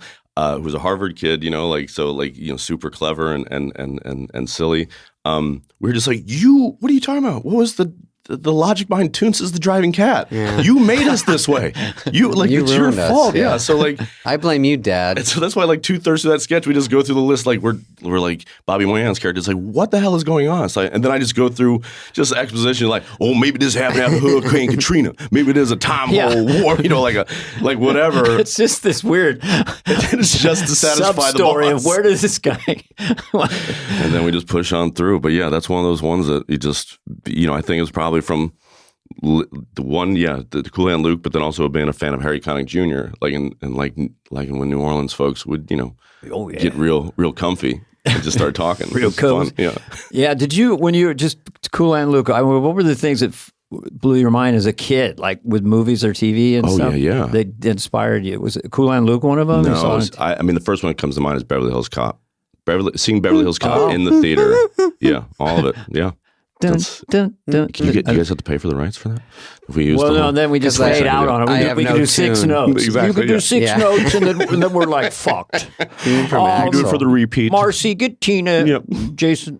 Anyway. But that was a big one.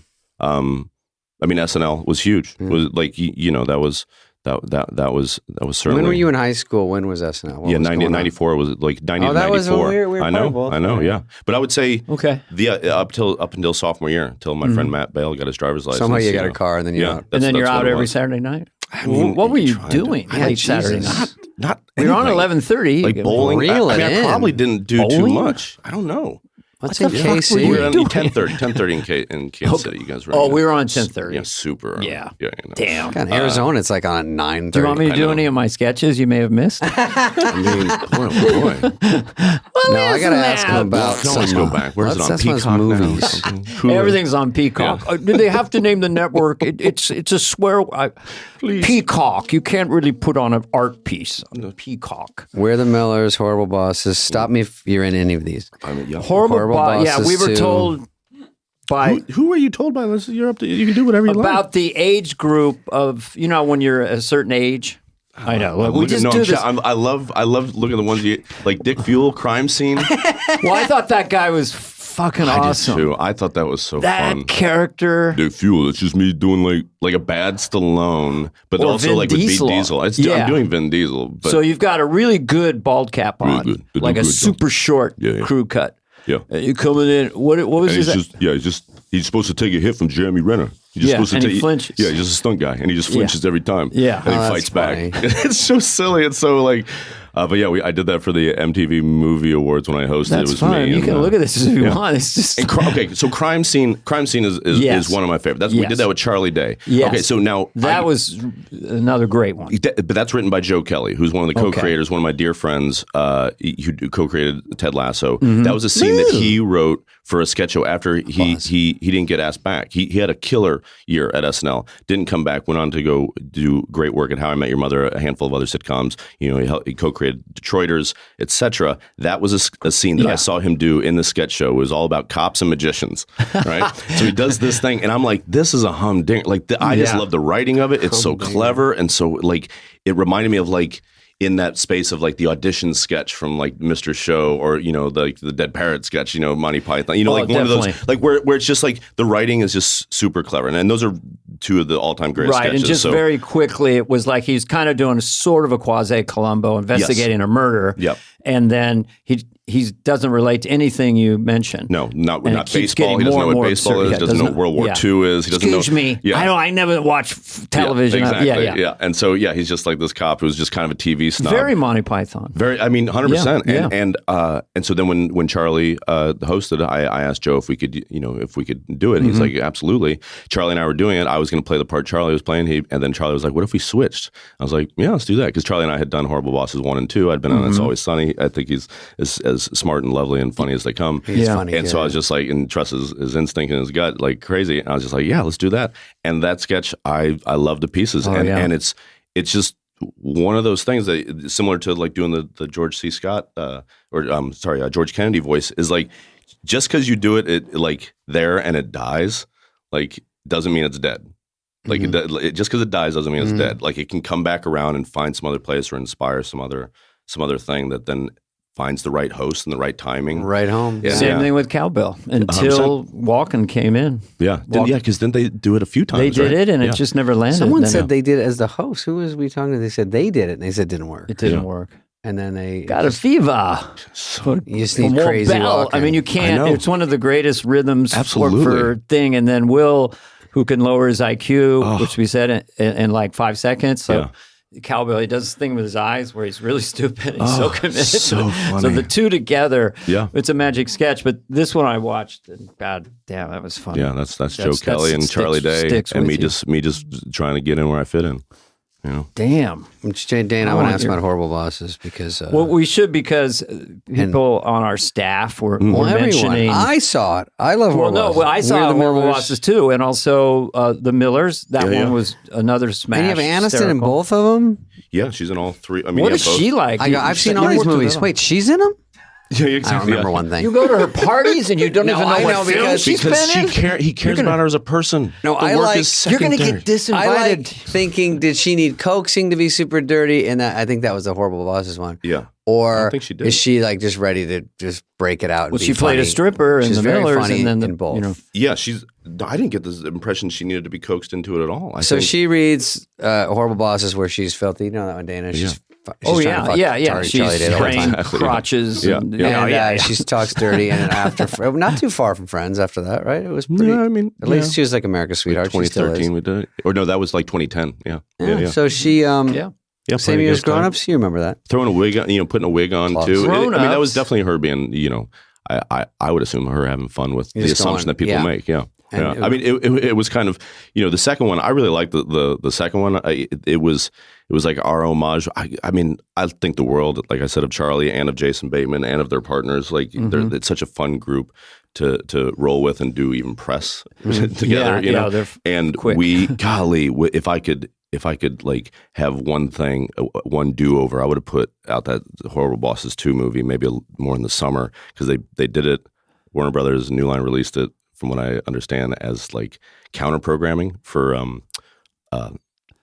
Thanksgiving, and it was like because that's usually we put out Oscar movies and like family movies, and it's like, and they I think they miscalculated, people wanting to go see a movie with their grandparents where Rachel from Friends is wearing a cock ring like around her neck, like she's riding a Sibian for most of the movie. Somebody somewhere had that idea in a room. Everyone's yes, let's do that. There's plenty of those sappy dog movies. We'll go with the cock ring around the neck. I'd love to be on the side. They're just like doing a scene. They're like, one more. Jennifer, maybe say, yeah, eat your pussy. Okay, rolling. And she's like, wait, what am I doing? Just to get to yell out, bark out alternative jokes. Everybody. But That's how all those movies work, though. But they just run in jokes. That's the fun ones when you do comedies like that. I love it. It's funny people. I wanted us to keep doing it like almost like the Marx Brothers. Like just the next movie we're going to do is like a prison break movie. Like just keep doing genres, but as the three these three goofy like middle-aged dudes and just going through it. When it works like that. What's your attitude? I mean, I hear people say this a lot. Like they don't make comedies like that anymore, or like Tropic Thunder, or just it feels like we're in a different place with comedy films. Like a hard R. Like balls out, funny R-rated comedies. Yeah, I guess they're out there. I don't know. I'm a shut-in. Yeah, I don't watch all of Ted Lasso. I think sometimes they, from the top, you get down. Like I don't know if I do that. You can do it, but you start to lose jokes. Even in specials, it never was. Or you censor Netflix yourself, specials, kind of stand up. They start cutting stuff. They start saying, and you're like, oh, because it used to be just say whatever and live or die by it. If you're going to get in trouble, it's you. Yeah. And now they blame Netflix or Amazon, and that makes them nervous. So it's just hard to get out, do whatever you want. Podcasts, we're not really dirty. Dana's filthy, but we're not really dirty. Loves working blue. So you can't. But this is one of the last places. If you want, you can sort of say whatever you want. There's not really a boss. Yeah. And we have editing capabilities. So if you said kill all, whatever. No, we're going to take 90% of this out. We'll have to be more specific. We're going to start in 1 minute. We're going to start. Dude, this is our best warm-up. I told Dana, I did one the other day, and I was doing my fucking gross bits ahoy. I was like, ba bits. I walked in, coming in hot. In about 5 minutes, and they go, that's great. All right, let's roll tape. And I go, you're fucking joking. And then they're like, we're here with David. I go, you guys... It was rolling. Everyone was fun. Always rolling productions. You want to shoot the rehearsal. Hit the red button and let her rip. We covered George Wendt. Okay. We did a little bit. Yeah. We did a little bit of Wendt. Oh, you did Hall Pass. I did do Hall Pass. With Owen Wilson. Hey, how's it going? I think we should go there. Yeah. I knew a guy who had a real Hall Pass with his wife. Like literally. And who was it? I don't know if he ever paid it off, but it was like they both married as virgins together. Yeah. And she said, "You got one." So when this movie came out, I go, "Damn, they made a movie about that." Yeah. I didn't see a title. Good idea. Good time. I've been a Hall Pass for a couple people. Have you? Starting to get it, Dan? Starting to get it. That's my catchphrase. I was in Vegas at the meet and greet, and they were like, I say that to Lovitz all the time. Starting to get it. No, yours is go ahead. Come and get some. Come and get some. Oh yeah, should I do a couple of those for him? Yeah, go ahead. I try to come up with the worst hacky redneck comedians. So he's called Rednecky, the redneck comedian. I married my sister only because mama turned me down. Come and get some. Gotta have a catchphrase. I asked my mama what's for dinner. She said roadkill. I said, what kind? She says, I gotta take a drive. Come and get some. I like how it trickles right. It's in the jokes, and you're like, oh, is that after the joke? That's the come and get some. I got mine as rack. It's your cigar pull, like Burns. It's like, hard to come up with a catchphrase. Come and get some. I had to look it up. I couldn't have been the first one to say come and get some. I remember who's the guy that would do Shucky Ducky Quack Quack. Like it was somebody on. It was on Def Comedy. Oh, we Black Comic? Yeah, Shucky Ducky. He might have been called Shucky Ducky. Oh, it might have been his name. Yeah, Shucky Ducky. Quack, I think quack. Louisiana. Well, Comic. there's millionaire influencers that just have a catchphrase. I like hot sauce. Yeah, they have a catch filter. It's a meme and a coffee cup. I don't know. I'm not a grumpy old man. I swear to God, I'm not. I like with his movies. I just say what movies he's in. You were in Hall Pass? Correct. Yep. Okay, Ding. What else? Yeah. I was in like most of it. I did like Hall Pass. Masterminds, yeah. Masterminds, was that? It's a cartoon one. That was with Kristen Wiig and Galifianakis and Owen Wilson again. Mm-hmm. Yeah, I played a little like a hitman. And it showed up there for a couple weeks. The hired gun. You come in, you screw together your sniper and then you rifle. went back and hosted. Was that kind of cool? It was SNL. Fun. Yeah. I'd been asked prior, but the timing was off, and it was. I went back and played. Biden a couple times. Oh, you did? Romney that's a couple right. times. Yeah. But at that point, I hadn't had the chance to host, and there's perfect timing. It was nice. I mean, it's a surreal experience. The one thing that was different was it was post COVID, so the table read which I loved. Like Wednesday was like a little theater show for everybody. And 55 sketches. Oh, it was. I just loved it, and and just the marathon, like it's insane. It's insane. Just the BO in that room alone. Everyone's so nervous. Yeah, and also everyone there has seen the best of the best of the best. Like at least a third of that room has been there from the get go, so they're just kind of like, okay, yeah, we've saw this, we've seen this, 100 times over. Yeah, but regardless of all of that, the opportunity for the first time ever, like, yeah, because during my time, there's between 45 and 55 sketches, like when working there, the 10 years I was there, I'd probably on a good week be in 12 to 17 of those sketches. So the most time you're watching, reading. In read through. So then to show up and go back and to be in 95% of the sketches. You're going to cold read over 50 sketches over 4 hours. Sickening. Like, I loved it. I try to read them, you make little notes, you try to do it, and then just give it your all. There's no way you could do it all. Are you a good reader?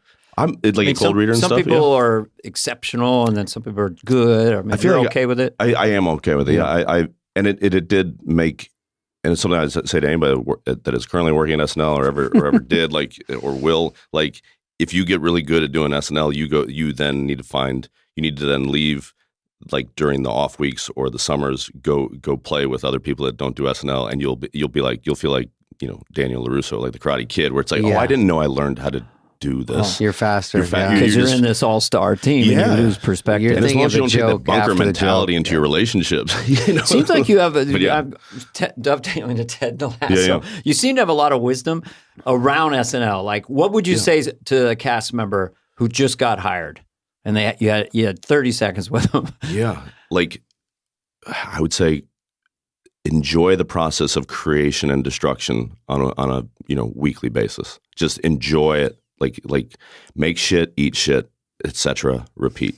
Like and don't judge yourself for when it sticks or when it doesn't. Because I've never said just because it dies doesn't mean it's dead. I've never said that before, but that makes total sense to me. Oh yeah, And there's timing. Where is the set in the studio? Yeah. Who are you following? What sketch are you following? Yeah. And what's the vibe of that audience? Sometimes I can just tell when I'm doing stand up that there's a dead spot, and I see a open micer coming up. I go, no chance. Yeah. 5 minutes ago, probably would have rode a wave. Right now, it's just dead. So there's a lot of whimsy. But Jerry Minor, who is a friend and was a guy that I looked up to, when he was at Second City, when he was on one of the stages there, he came back to guest write, and I asked him the same question. What would you, if you had to do it all over again, his time there? I think he was there for like maybe 2-3 seasons. I had more fun. If you could, the sooner you can make SNL your recess versus your school, the better. It's easier said than done. It's so hard. It's so hard, and yet if you're able to do that, well, I feel like it builds unless you're a savant like certain people, just immediate, but you're trying to fight nerves. Try not to be too funny. Get the card. Here's the guest. Look around. Land the laugh. Be there, and then the audience eventually land enough. The audience kind of. You can feel the vibe. They're liking to see you, and then you get more confident, and they like you more. And then I can see this happen with Cecily Strong. We were watching her evolution on the show, absolutely, and you can't rush it, but it's Lauren tried to expedite in a kind way. He asked me to do the warm up before the show, like probably after my first or second year in the cast, and I'd again never done stand up. What would you do? Yeah, I would just do like old school jokes. Raise your hand if you've never been to a TV taping before. All right, but another show of hands. Who's at a TV taping for the very first time? A lot of the same people. Stuff like that. My son mentioned you yesterday because he was at that show. And he goes, we're going to interview him. He goes, oh man, he's a really good stand-up. Oh no, not because that's all he saw acting, you coming out. Yeah, that was Lauren just wanting the audience to have a better sense of who I was before showing up in the sketch. Yeah, before you get out there. Yeah, and he would be, Norm used to do it. But like Norm evidently would say, so I'm going to be in this sketch. I'm going to come out. When I come out, really let him have it. Let him hear it. Just please love me. Yeah, it'd be great if you could stand up and applaud. Yeah, right. That'd be better than anything. Yeah. Lauren's like, Norm, let them not like you ahead of time, and then go do your update where they're going to hate you. Don't you love when Lauren? You always uses the one name. Chevy did it. Danny did it that way. Billy liked it. No, he's there's only one Lauren. I love towards the end there, like on Tuesdays was the host dinners. Did you guys have those? Like where you? Fuck yeah. Oh yeah. I loved them because it was a little bit like the part of me that wouldn't do homework and then would try to talk about current affairs or current events before we started talking about Beowulf. Like I didn't read Beowulf, but I can talk about the TWA. We're gonna have a 4-hour boozy dinner and then go back and write the show. Yeah, I did it to avoid writing when they go. We're trying to gather people. You want to go, Spade? And I'm like, yeah. I loved it just to see Lauren like get loose and I learned through repetition. So hearing stories that he may have told before, like it didn't bother me at all. I just kind of like play his Ed McMahon or just like or just I was always like I loved when you came back to host. I felt I always had fun making Lauren like my straight man. Like during pitch meeting on Mondays, I for years since even Chicago, I still carry them like these little tiny notebooks, and I just sit there with this little notebook. And it would be like, all right, Jason. And I'd go, hey, Lauren, you still need, you ran out of karaoke last night without paying. You owe me $100. He's like, I'll get you. Okay. Like, you said that, like whatever. And so then, whomever, Ludacris or Ben Affleck doesn't know what my relationship is with this guy who's an icon. And it's just me like, that's just giving him guff. But he always, like, we would always laugh about it because it was always like respectful. It was never me like, being a dick to him. But it's just kind of like, acting like he was just one of the bros, one of the your guys. boys. Yeah. And I think hosting is scary. One time I went back and I got sick during dress, and I had to lay down. And Marcy, I don't know if you were there when Marcy Klein was up. Sure. She was, of course, dramatic anyway, and then freaking out, pounding on my door. I was in that little dressing room off of 8H. The host and the music are right there. Yeah. So I was in there laying on the ground, and I threw up, and then it was toward the end of dress, and I missed 2 sketches, and I just went in, and then they go, so those got cut. Yeah. The writers are like, fucking awesome. And then it's the worst. Awesome, dude. It's already got a stink on it if we try to bring it back next week for Michael Keaton. A little bit of bar flex. Yeah, a little bar. Yeah. And then I got up. I mean, hero is a strong word, but I got up and I did the show. But no, hero. It was people. That's like people your were flu whispering. game. Like Jordan. I was flu. You're Rocky. I went out there and did a real C+ episode. I hosted twice. I don't know if anyone was better, if you can consider that. I remember Adam was in my monologue once, and then he Waterboy opened, and he had to fly back to LA, and Lauren goes, just do stand up. I'm like, it's not that fucking. I never even go on anymore, so I had to go do cold stand-up of like, dogs are funny. Do you know he made me do, he asked me to do the warm-up for the fucking 40th anniversary. Oh, he asked me to, because I had done it for 8 years, that one that I was telling you. And again, just straight up, just being goofy, I mean, Don Pardo would introduce me, and here, Jason today, and I go, give it up for Don Pardo, the man, the myth, the legend, the only person in this building that was quoted in the Bible, just doing old jokes. Okay. God said, let there be light. He flipped the switch, like the corniest, hackiest, whatever, but just having fun, right? But the audience is... And then they're all cast. That 40th, that's what I said to him. Like, he has Eric Kenwarn, who was a buddy, a producer on the show, was, a writer guy that we wrote together all the time. And I was like, what are you doing? Like Sarah Silverman's in the house. Chappelle, Spade. I name check. I was like, these guys would all kill. Like, why me? Will you just do it? And so I do it. And it is, I eat so much shit. It's not good. No one's listening. It's like 10 minutes before it's live, and you're looking out there, and what I've said is like, it looked like the gatefold of like Sgt. Pepper's, the cover, where it's just museum. Everyone. Every person was famous. Every person was famous, and then famous on top. Famous was talking to famous. At some point, I was like, said to Keith Richards, who was talking to Jack Nicholson, Keith, Jack, I think if you guys sit down, people will start to follow along. And it's just nothing. Then next, and I'm like, I'm not bummed. I'm just laughing about it. I look out in the crowd. Galifianakis is crying with laughter about how much shit I'm eating. Lauren then comes up to me, says, do you want me to, like, off mic, do you want me to introduce you, settle them down? I was like, yes, please. I go, yeah, man, like, that'll help. And he starts to go up to the mic. I go, hold on, let me introduce you. I go, ladies and gentlemen, really quick, let's give it up for the man. None of us would be here without him. The one and only. Please put your hands together for Mr. Dick Ebersol.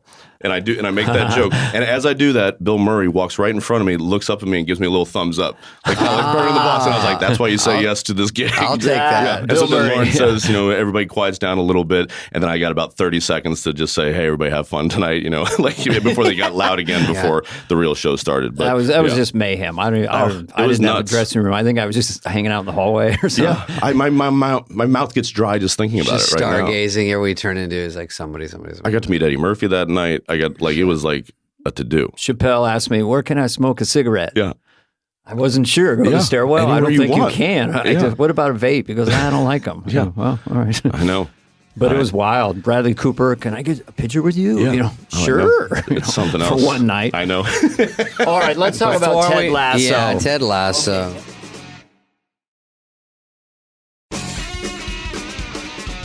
Ted started as a video. As a commercial, yeah. Very well. There was a guy with a beard in that, and then who made that call? I mean, there you go. Because is it the same guy? Same guy. It is the same guy? Yeah. Coach, because I was that watching is this morning going, Brendan. I don't know if they brought him over. No, Same that dude. your guys' chemistry We're and all- pattern. Yeah, we're pals from way back when. I'll just set the table, David. Yeah. So I hear about Ted Lasso. Everyone's talking about Ted Lasso. I'm watching stuff. Blah, blah, okay, blah, so Ted eventually Lasso. my Blah, wife blah, and I blah. get to Ted Lasso. Like everyone else are like, It's sort of holy shit. mandatory at this point. Yeah, and then it became like, this is lightning in a bottle. Yeah. And you've heard everything. And you actually, you can talk to it, but you've heard from famous people, right? That just had to tell you what they thought. Yeah. Can you, I mean, you want to mention them or no? Just famous Well, people. I mean, the ones that stick out were like, finding out that Brad Pitt liked the show, finding out that, Frank Oz writing a lovely letter, like when we, at the Emmys last year, sitting next to, Brian Cox and his wife and we were at a table with some of the Succession folks, and then him being like, love the show. Like just, man. if you get it, you never in a love million it. years. You know, it works on so many different levels. It's very the pop culture pattern, how fast you all do it around the room. Talking about Julie Andrews movies, it's all thrown away. Julie Andrews sent Brett Goldstein a very nice headshot, Oh, did she? proclaiming her own Yeah. appreciation for him. So And then you've another got example. the Roy Kent guy who's, these cocksuckers, we're going to kill him. Yeah. So it's like it's almost like Andy Griffith at times. It's so earnest and sincere. Yeah. And then the likability factor of Ted Lasso. The country bumpkin that doesn't know what he's doing. He's smarter than everyone. He has no ego. When the guy tried to take you down, that actor would be Muhammad. Muhammad. Yeah. And then you did your press conference and turned it. So what? So you do the NBC thing, and I watched it again, and you're a fish out of water. So then you guys get in a room, they get the order. Yeah. And so when did you know, like, hey, holy shit, we got a real hook for this now? Because you cast all these other characters. And Yeah. how does that come together? I mean, it's like.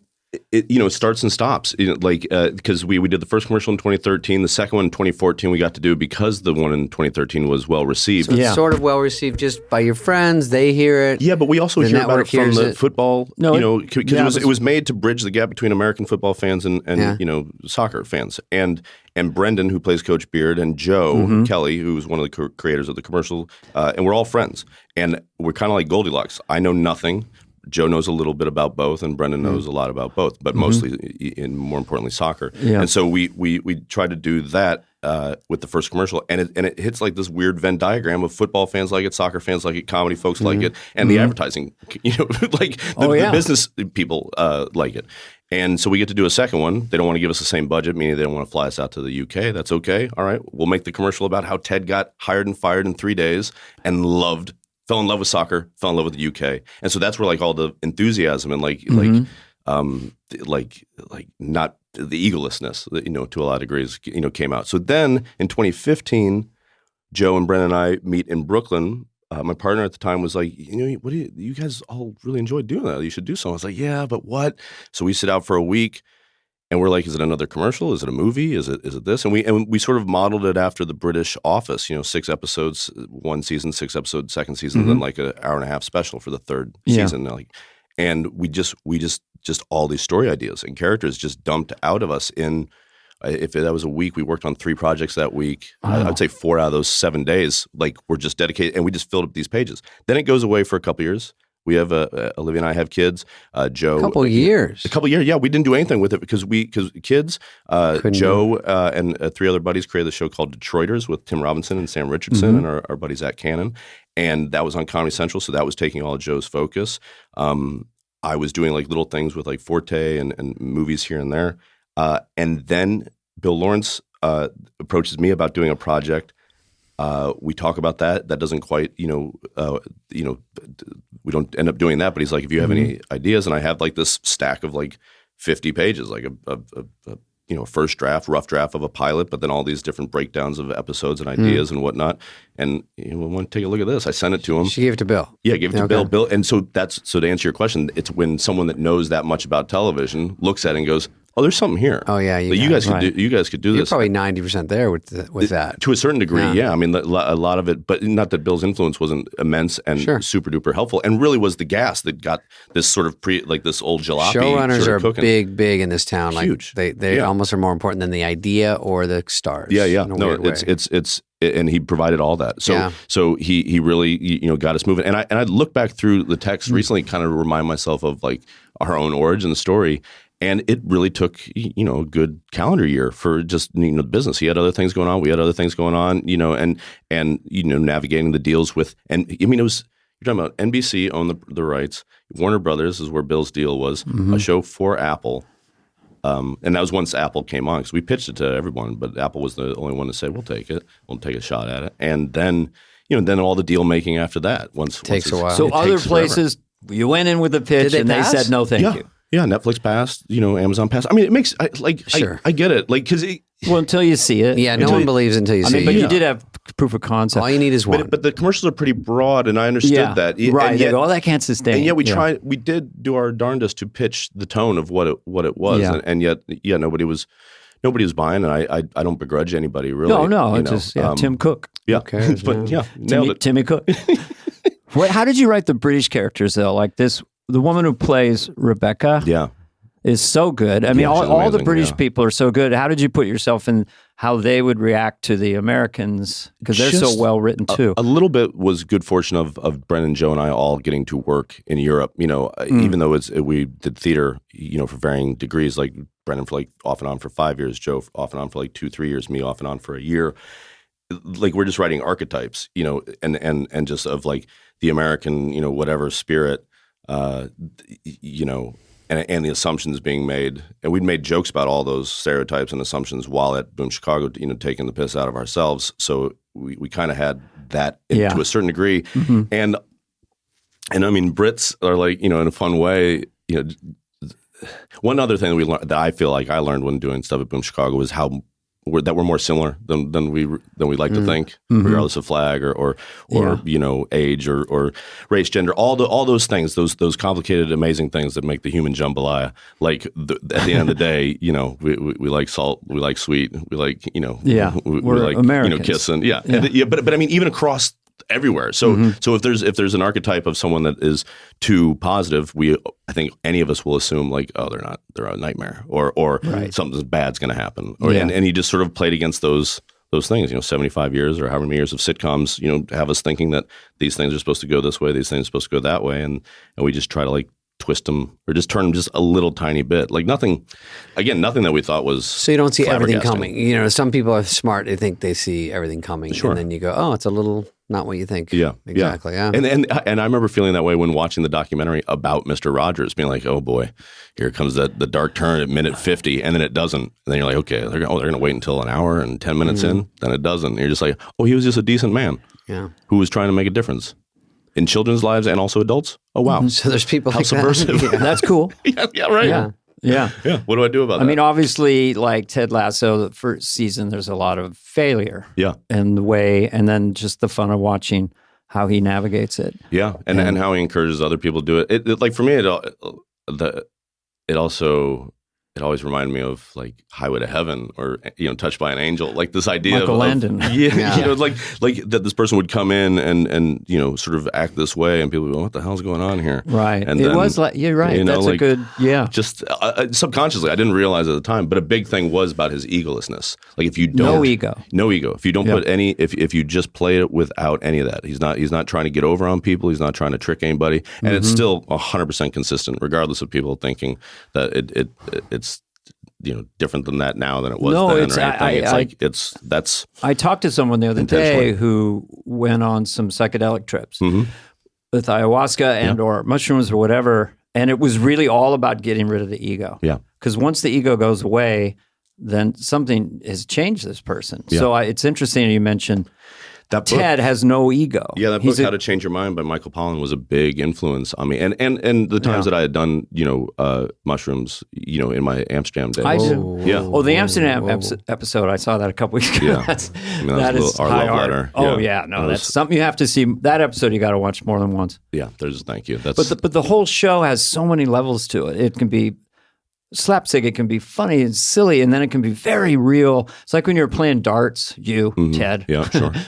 And you go, something about, I'm just curious. Yeah, I'm be curious, not judgmental, yeah. Do people mention that to you? A handful, yeah. People have asked me to write that on like their arms, and they get a tattoo. And it's not his, and I don't even know if it's Walt Whitman's. I mean, we say it's Walt Whitman's because it's sort of apocryphally. It sounds like something. Yeah, your character's casually always quoting. Yeah.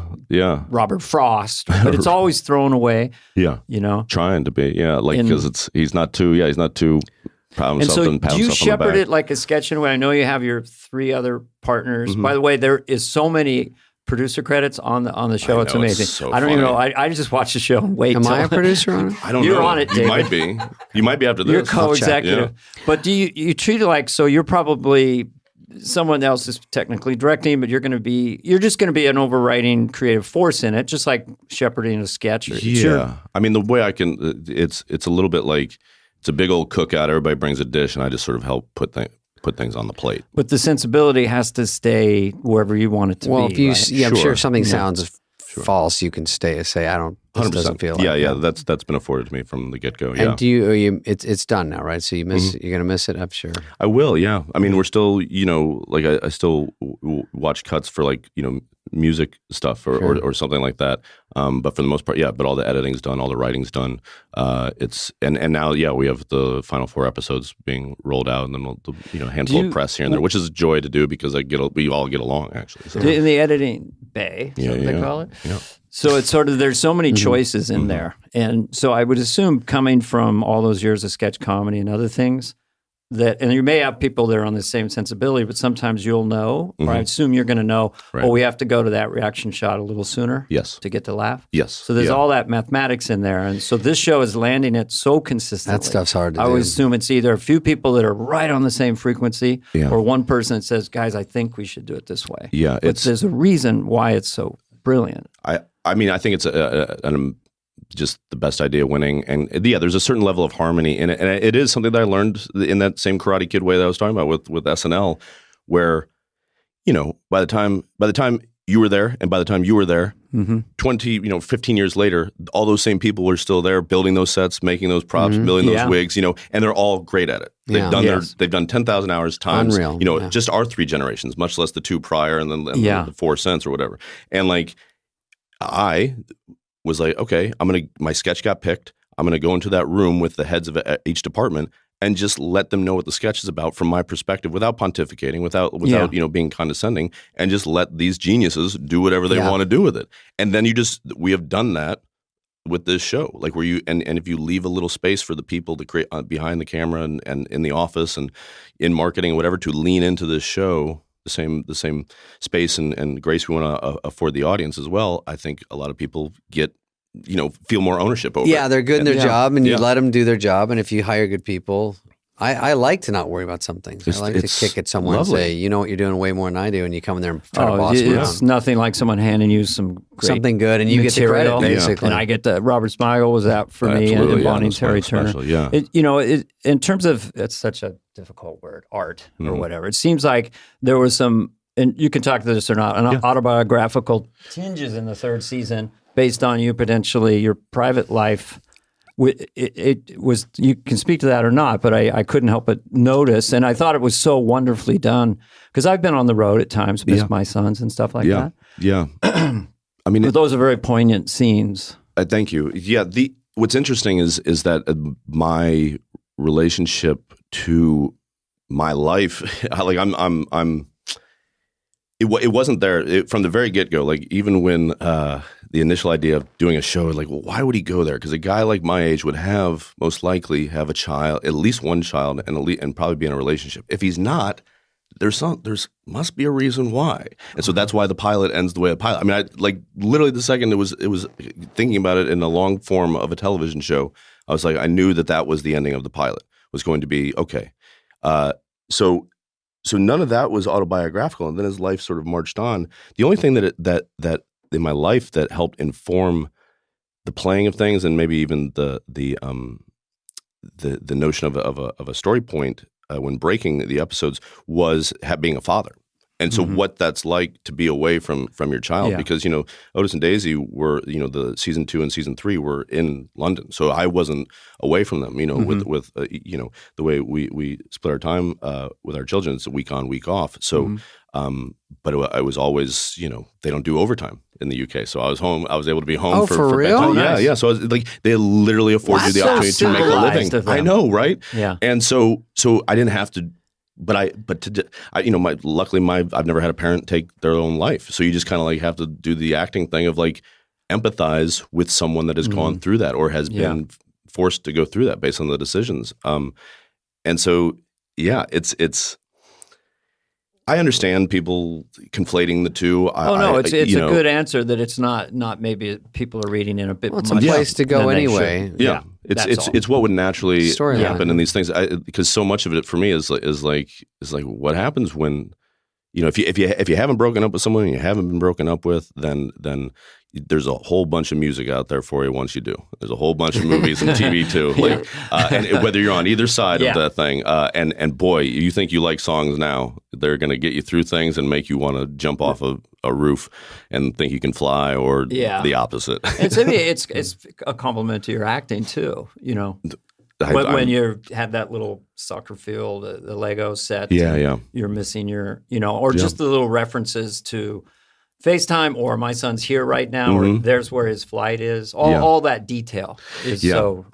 I mean, that's just also having friends that go through all these things, and you just keeping those things in your head, heart, and soul, and letting them bang around there. Then at some point when they come out, they come out. I think about watch the. It's not usually conscious. I watched the audio commentary for Godfather.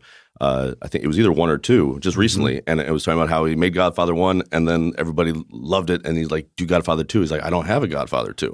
He's like, "I don't." He goes, "But I forget the line the studio head had for him. It's like, you found out the formula for Coca-Cola, and you won't make any more bottles." It's such a great line. And he had this separately. He had this idea about a father and son story where you show the father and son contemporaneously when they're at the same age, and then that came down. He remembered that, and that became Godfather 2. And so these things going on in the world and life, are one thing, but it doesn't necessarily mean it's their time to show up. Christopher Walken hasn't showed up to say the lines yet. And so you're kind of like, all right, well, here it is all at this time. And so like I said, is it because one of our Lorneisms that we remember is he said to me once, "You never leave a hit." So with Ted Lasso, is it not in your mind? Advice, is it done now? This story is done. It sounds like such a political answer, but it's the truth. It's like we only conceived these 3. Then this thing became this big old thing that. How much content is the 3 seasons? If you think of it as a movie, gosh, it's 10 episodes, 12 episodes, 12 episodes, but this season is probably twice as long as the first season. The episodes are just longer. There's more. More characters, more story. It could go back to being an NBC promo. Yeah, exactly. Yeah. You know what I think you could do? The natural, the Doppler effect. I know how this is some of Flight of Fantasy. Sorry, I'm interrupting. I'm cross talking. Tarantino wrote a book after Once Upon a Time in Hollywood, which I loved so much.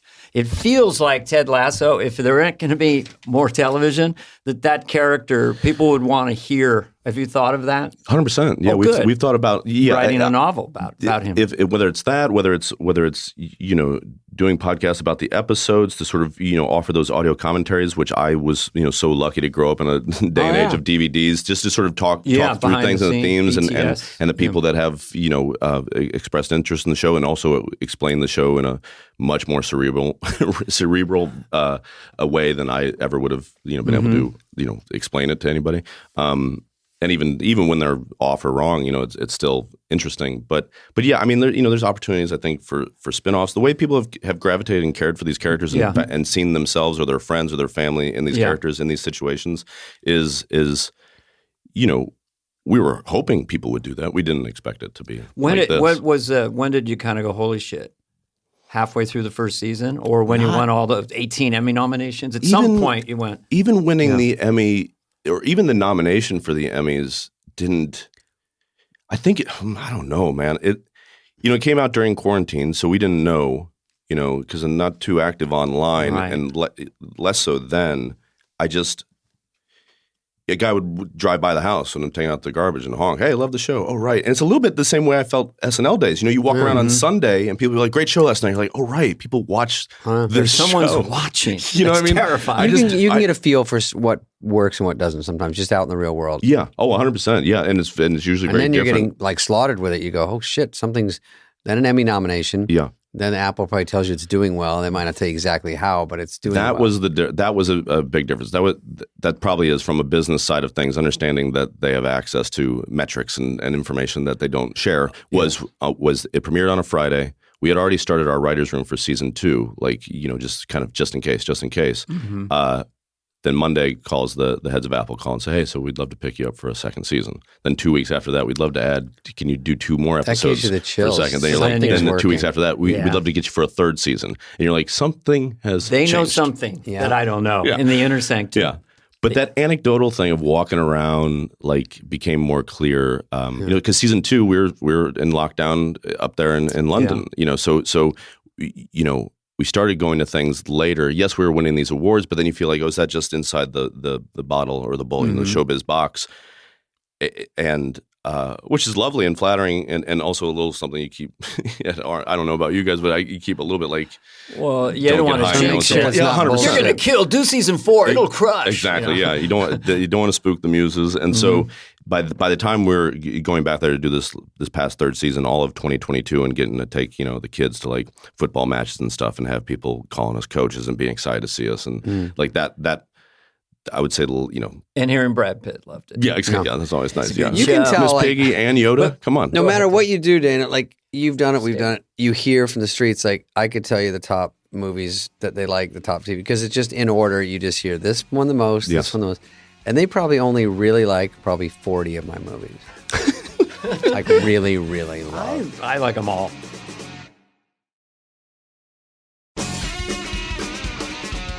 I want to ask you a question. So you come on. Why did I add that? I don't know. We have editing capability. Get rid of anything I say. This is what's curious to me, is because I came off like a rocket. I've never had anything because of this. 30 years later, I'm having a little bit of a moment in Hollywood. Nothing that anyone would know about, but I'm getting more things coming at me. So you come off SNL, you're doing all these movies, pandemic is whatever, you do this, and now here you are. You're the belle of the ball. Hollywood loves you. So now you're wiser, more mature. What's coming at you? Like movies, would you do a potato chip commercial if the price was right? 100% with Forte and Solomon. Yeah, you got to dance with the ones that brung you. Awesome. I couldn't do it alone. I mean, and you Blake know Lively. right now that you have this heat, and that the audience loves you. The world, you're in this moment. And so I just wondered how, because now it's happening a second time. Here it is again. Yeah, it doesn't feel like it from the inside. Maybe that's my own just sort of But are things coming at you though? To a degree, but there's a little bit or of you could get things off the ground. What do we do? Yeah. What do we do with? But with the TV show, it'd be probably scary to go do one right away. You want to sit for a second. A complete about face. I mean, there's a few ideas out there. I was really wanted to do this play on Broadway with this, but just with family, it's tough. It's tough to. I'm still trying to navigate those real life things, and also just where my head, heart, and soul are at, and there's also a great desire to get a little bored because I take your time. Yeah, I would say if anybody was advising, I would say just don't be in a hurry. This thing is still. It's still landing. Yeah. People are discovering it today. Which is tell lovely. anyone who hasn't seen it, start. Yeah, I believe in that wholeheartedly. What I truly love is seeing the way all these great people behind the scenes, in front of the camera, the way that their lives have changed from it in a way that I was afforded an early glimpse of that with being hired by SNL. That changes the way folks that maybe weren't supportive of a child taking a path in the arts, mine were luckily, but it changes the game there where it's like, my son Is just works on Let's Get Lost. Just anything on it, especially if one of their first things is a hit. Like it's also scary because some people, like we used to talk about when you go on Friends and you're a young actor and you're on Friends and you don't, as much as you tell yourself, you don't know how hard it is after that. Like it can't be like this all the time. Even though everyone treats you like a certain way on anything that does well, you look back, it's always going to be ups and downs. So it's kind of like what you bring to it.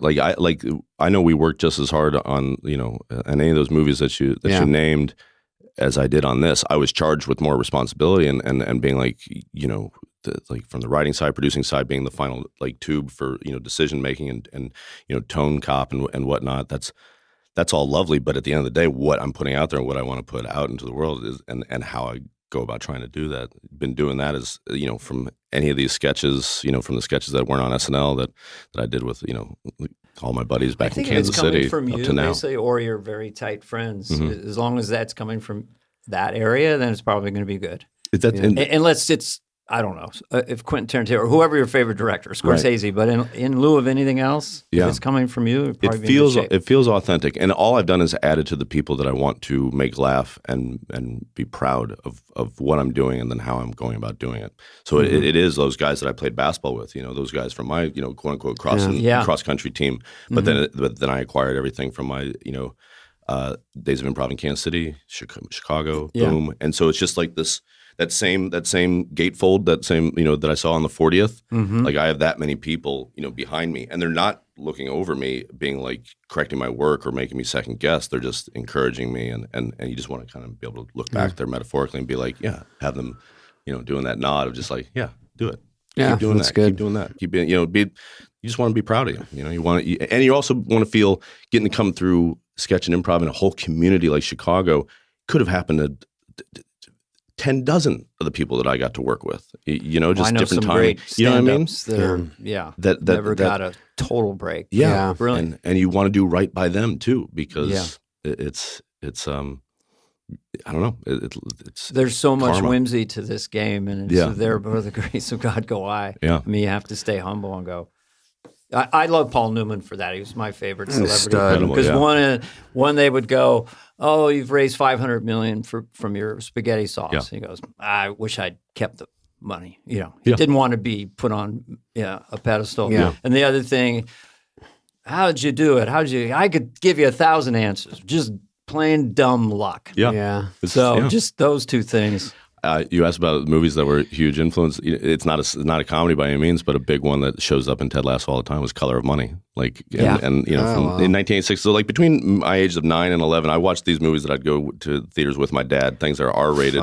Movies are everything. They like everything. That the mental, the male mentoring in that movie. Like of with Color Paul of Newman Money and Tom Cruise is like, and Tom Cruise after ladies and gentlemen, Top Gun, Tom Cruise, well after Risky Business and all the right moves and all that, but like now he's like a bona fide and he's incredible in it. He's like, that's when you don't hear enough about Color Money was a killer. It's because Scorsese has so many good ones. But Color Money, I love that movie. I was talking about that. Ed Norton and I saw him recently. We were talking about that movie, and I thought I was going to get laid into when he started talking about Scorsese because that guy knows.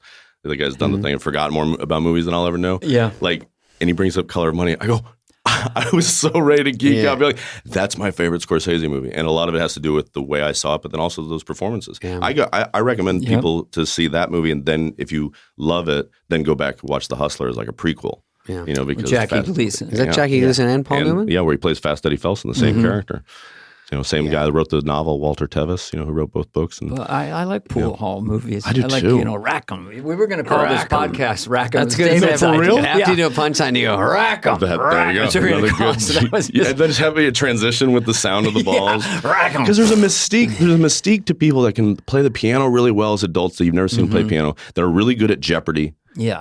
And pool. Like if someone's good at pool, you're like, especially if they didn't grow up with money, they didn't grow up with a table in there. Like, how do you get good at pool? The way they do the chalk and the way it goes perfectly on their hand. It's just like the math of it. They made it look cool. It's so complicated, pool. But the dramatic movies affected me in 2001. I wasn't everything watching Jonathan Winters and stuff. Those things, right? I wouldn't say could I do that? It was just blew my mind. Yeah. As art, and the Beatles, of course, Pink Floyd. Tom Hanks and Michael Keaton movies, like where they're funny 15% of the movie, but it's like they're carrying this dramatic narrative. Like Mr. Mom, Mr. Mom is incredible. Mr. Mom is finally it gets his due. I love it. Mr. Keaton Mom has was just a fucking- magic as an actor. Yeah. Gung Ho, I love that. Was a movie my Uncle George was in. I have a Gung Ho poster that my Aunt Nancy gave me in my basement, and that was. But again, Michael Keaton was so. Oh, he's great.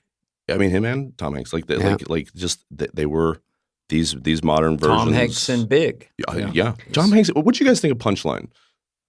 I mean, that was your world. We knew someone who trained him. Barry Sobel was a stand-up. I thought Tom did a great idea. I mean, he did a great job. Yeah. It's such an interesting having I guess one that we could talk about altogether is Studio 60. Like when someone makes a film or television show about your world, we're very blessed to have a bunch of the football soccer community having taken us under their wing and embraced us in a way that again we weren't jockeying for, but the fact that we got it authentically and organically, really floats our boat. Yeah, we're very, very pleased about that. It's hard to make a movie about stand-up, know. And I think distance running, there's never been Chariots of Fire, not really difficult to capture that. I think usually there is the meltdown, and then the mic feeds back. Yeah. And the comedian has a meltdown. Yeah. Which, of course, Tom Hanks is a brilliant actor, played it perfectly. Yeah. But I've never seen that in a Well, they also have locker rooms where at the the Improv. comedian turns and then there's a squeak. And Wasn't there a locker room? Yes, there was. Yeah. I mean, I think people would say Taylor Negron dressed up as a nun or something. What did for the show? Yep. It did it Big as show well as tonight. anyone's done it, but it's hard to do it. Like if they talk about doing a dramatic show about a sketch show. Yeah. Like Studio 60, SNL or when they did. I love the pilot and then Studio 60. Yeah, it's just tough to capture that. That was all I watched. Yeah, it is. It's very. It is. What are the movies tricky. you revisit now as a Pulp Fiction's a big one. Pulp Fiction. I think Die Hard is early perfect. Quentin. What'd you say the second one was? Die Hard. I think Die Hard. I think movies you can watch again. Like when my wife and I had. We watch a lot of Redford. All the President's Men. Of course. We watch 3 Days of Condor. Yeah. Butch Cassidy and Sundance Kid I showed to my sons 6 months ago. Yeah. Unreal. This is awesome. It's really fun. You have all that ahead of you. How old are your kids? Otis is 9, Daisy's 7. Yeah. So is he asked for Save It Private Ryan yet? Not yet. No. But I do show them. I mean, Ryan. I remember my dad taking me to see Beverly Hills Cop in the theater. I saw that movie in the theaters with my dad. Not supposed to. F words all over the place. Yeah. Nudity. You never forget that. And never forget it. And it made me. I wanted to be Eddie Murphy so bad. So bad. I and more so than like Chevy Chase and Fletch. I loved Chevy Chase, but Axel Foley really knocked my socks off in a way that still does when I rewatch. And they're coming out with a new one, right? Or is that? I guess, but we'll see what happens. Yeah, but at least we got the. I loved Animal. Animal House is my R-rated one. They showed the girls TITS. I know it's heavy duty, and it was pretty great. What does that mean? I don't know. In the middle of the movie, I go, I have a boner. It was so illicit, and so nasty. And Monty Python. Monty Python was I was pretty young when we snuck Clockwork Orange. Yeah. That scared me. Saw The Longest Day when I was 7 in the theater. The black and white World War II film. Yeah. Shouts about, the ships come up. Sorry, it's a little broken German Did there. you see The Fabelmans, the Spielberg one? I haven't watched it yet. I watched it on the plane ride. What do you think? I loved it. Really? And I mean, it is Spielberg. It's Spielberg telling, autobiographical, his story, but just his love of movies and having children that are falling, in love with storytelling and getting to see their mom and dad do it. And so much I feel of, and I understand the laments over nepotism, but so much of it is seeing someone do it and see them enjoying it, or seeing the way people enjoy them. Yeah. I nothing that I've purchased or have been given on a plane will move Otis towards wanting to do what I do for a living more than him probably seeing people give me as many high fives as they do when we go to a soccer game. Or anything, yeah. When they're happy to see, when people are happy to see you, and joy. they're being polite and begin because of the themes of this show. They're like, I mean, it's something that how often have we had the opportunity for people that work in comedy to have people take them aside and be like, I discovered this. I watched this when I was going through this, and it helped me. That's the thing. It's like if you were famous for, I don't want to pick on Porky's, but it's something like that, like a hard R weirdo movie that everyone loved. But with Lasso, TL. Yeah. Teddy. With Teddy, you know, the people are going to be emotional about it because it touches everything. Yeah, Hannah gets that a lot. The woman who plays Rebecca, just the amount of women that come up to her and just like, you are playing me.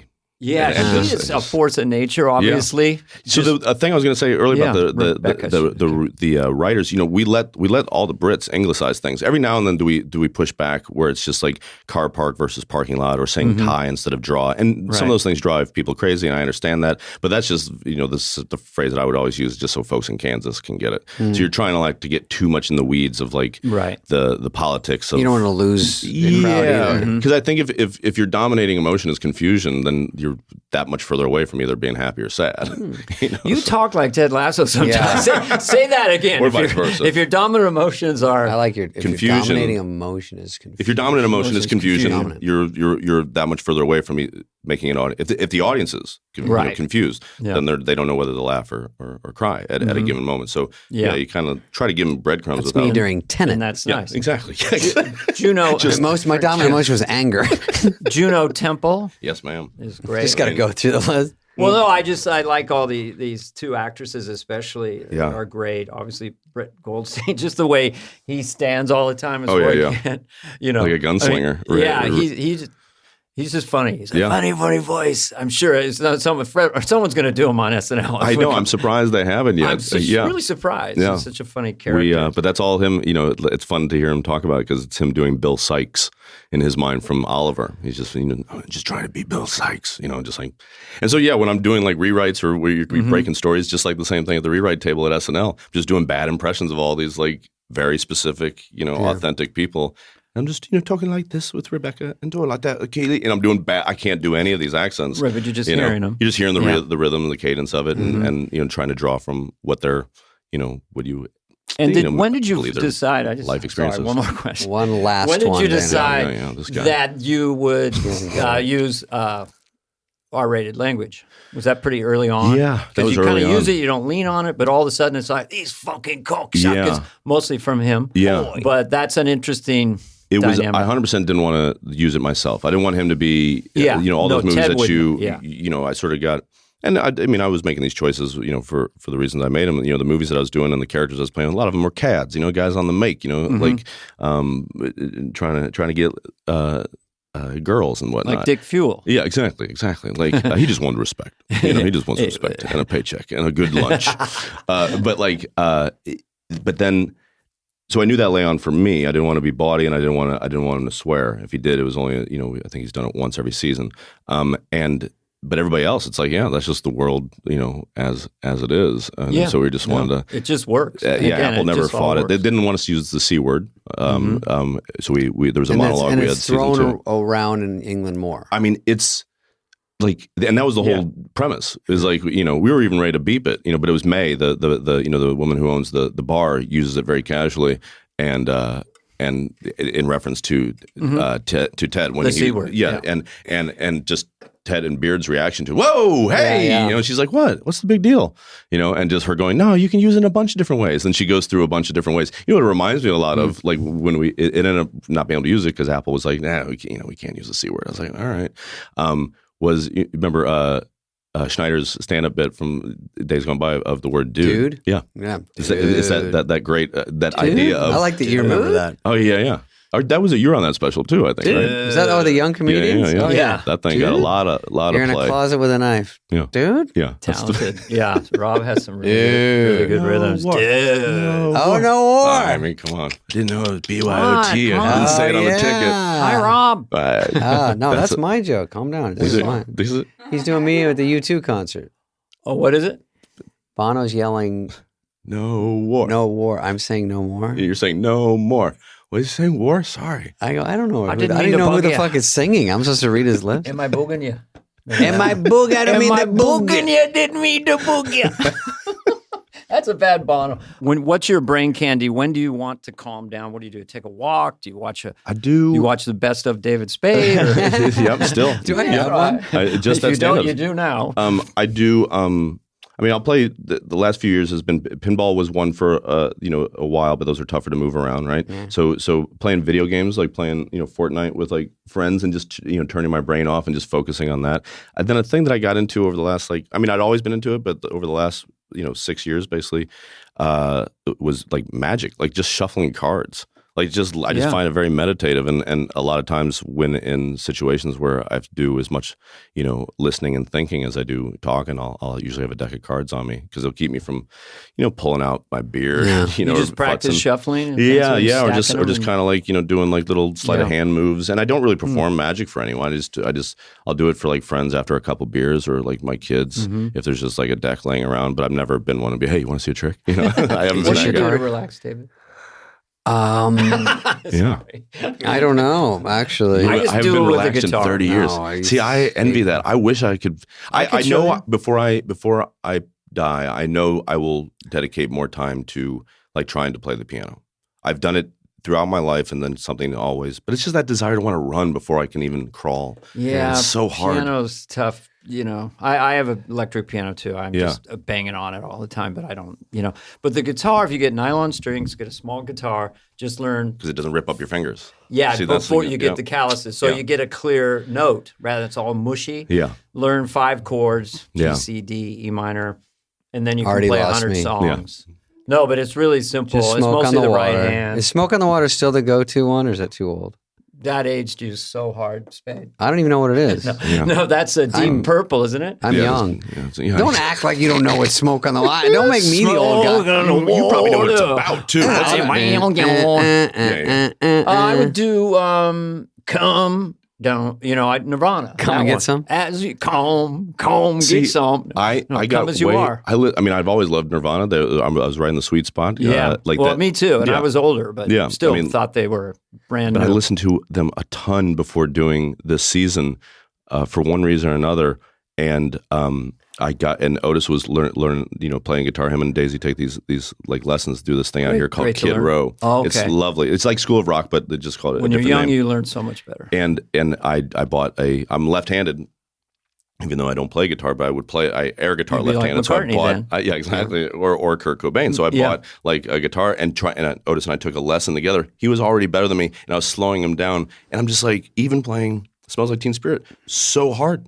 So difficult, and then even if you play the simple version of it, like it hurt my fingers. I couldn't drums are a much more natural fit for me. I have better limb separation. You could also get a maple neck Strat and have them. That's a bird. David, this is inside baseball. It's a Strat. Caster. The nylon strings was a mind blower here because I was like, oh yeah. But you can do it also with very lightweight strings on an electric guitar.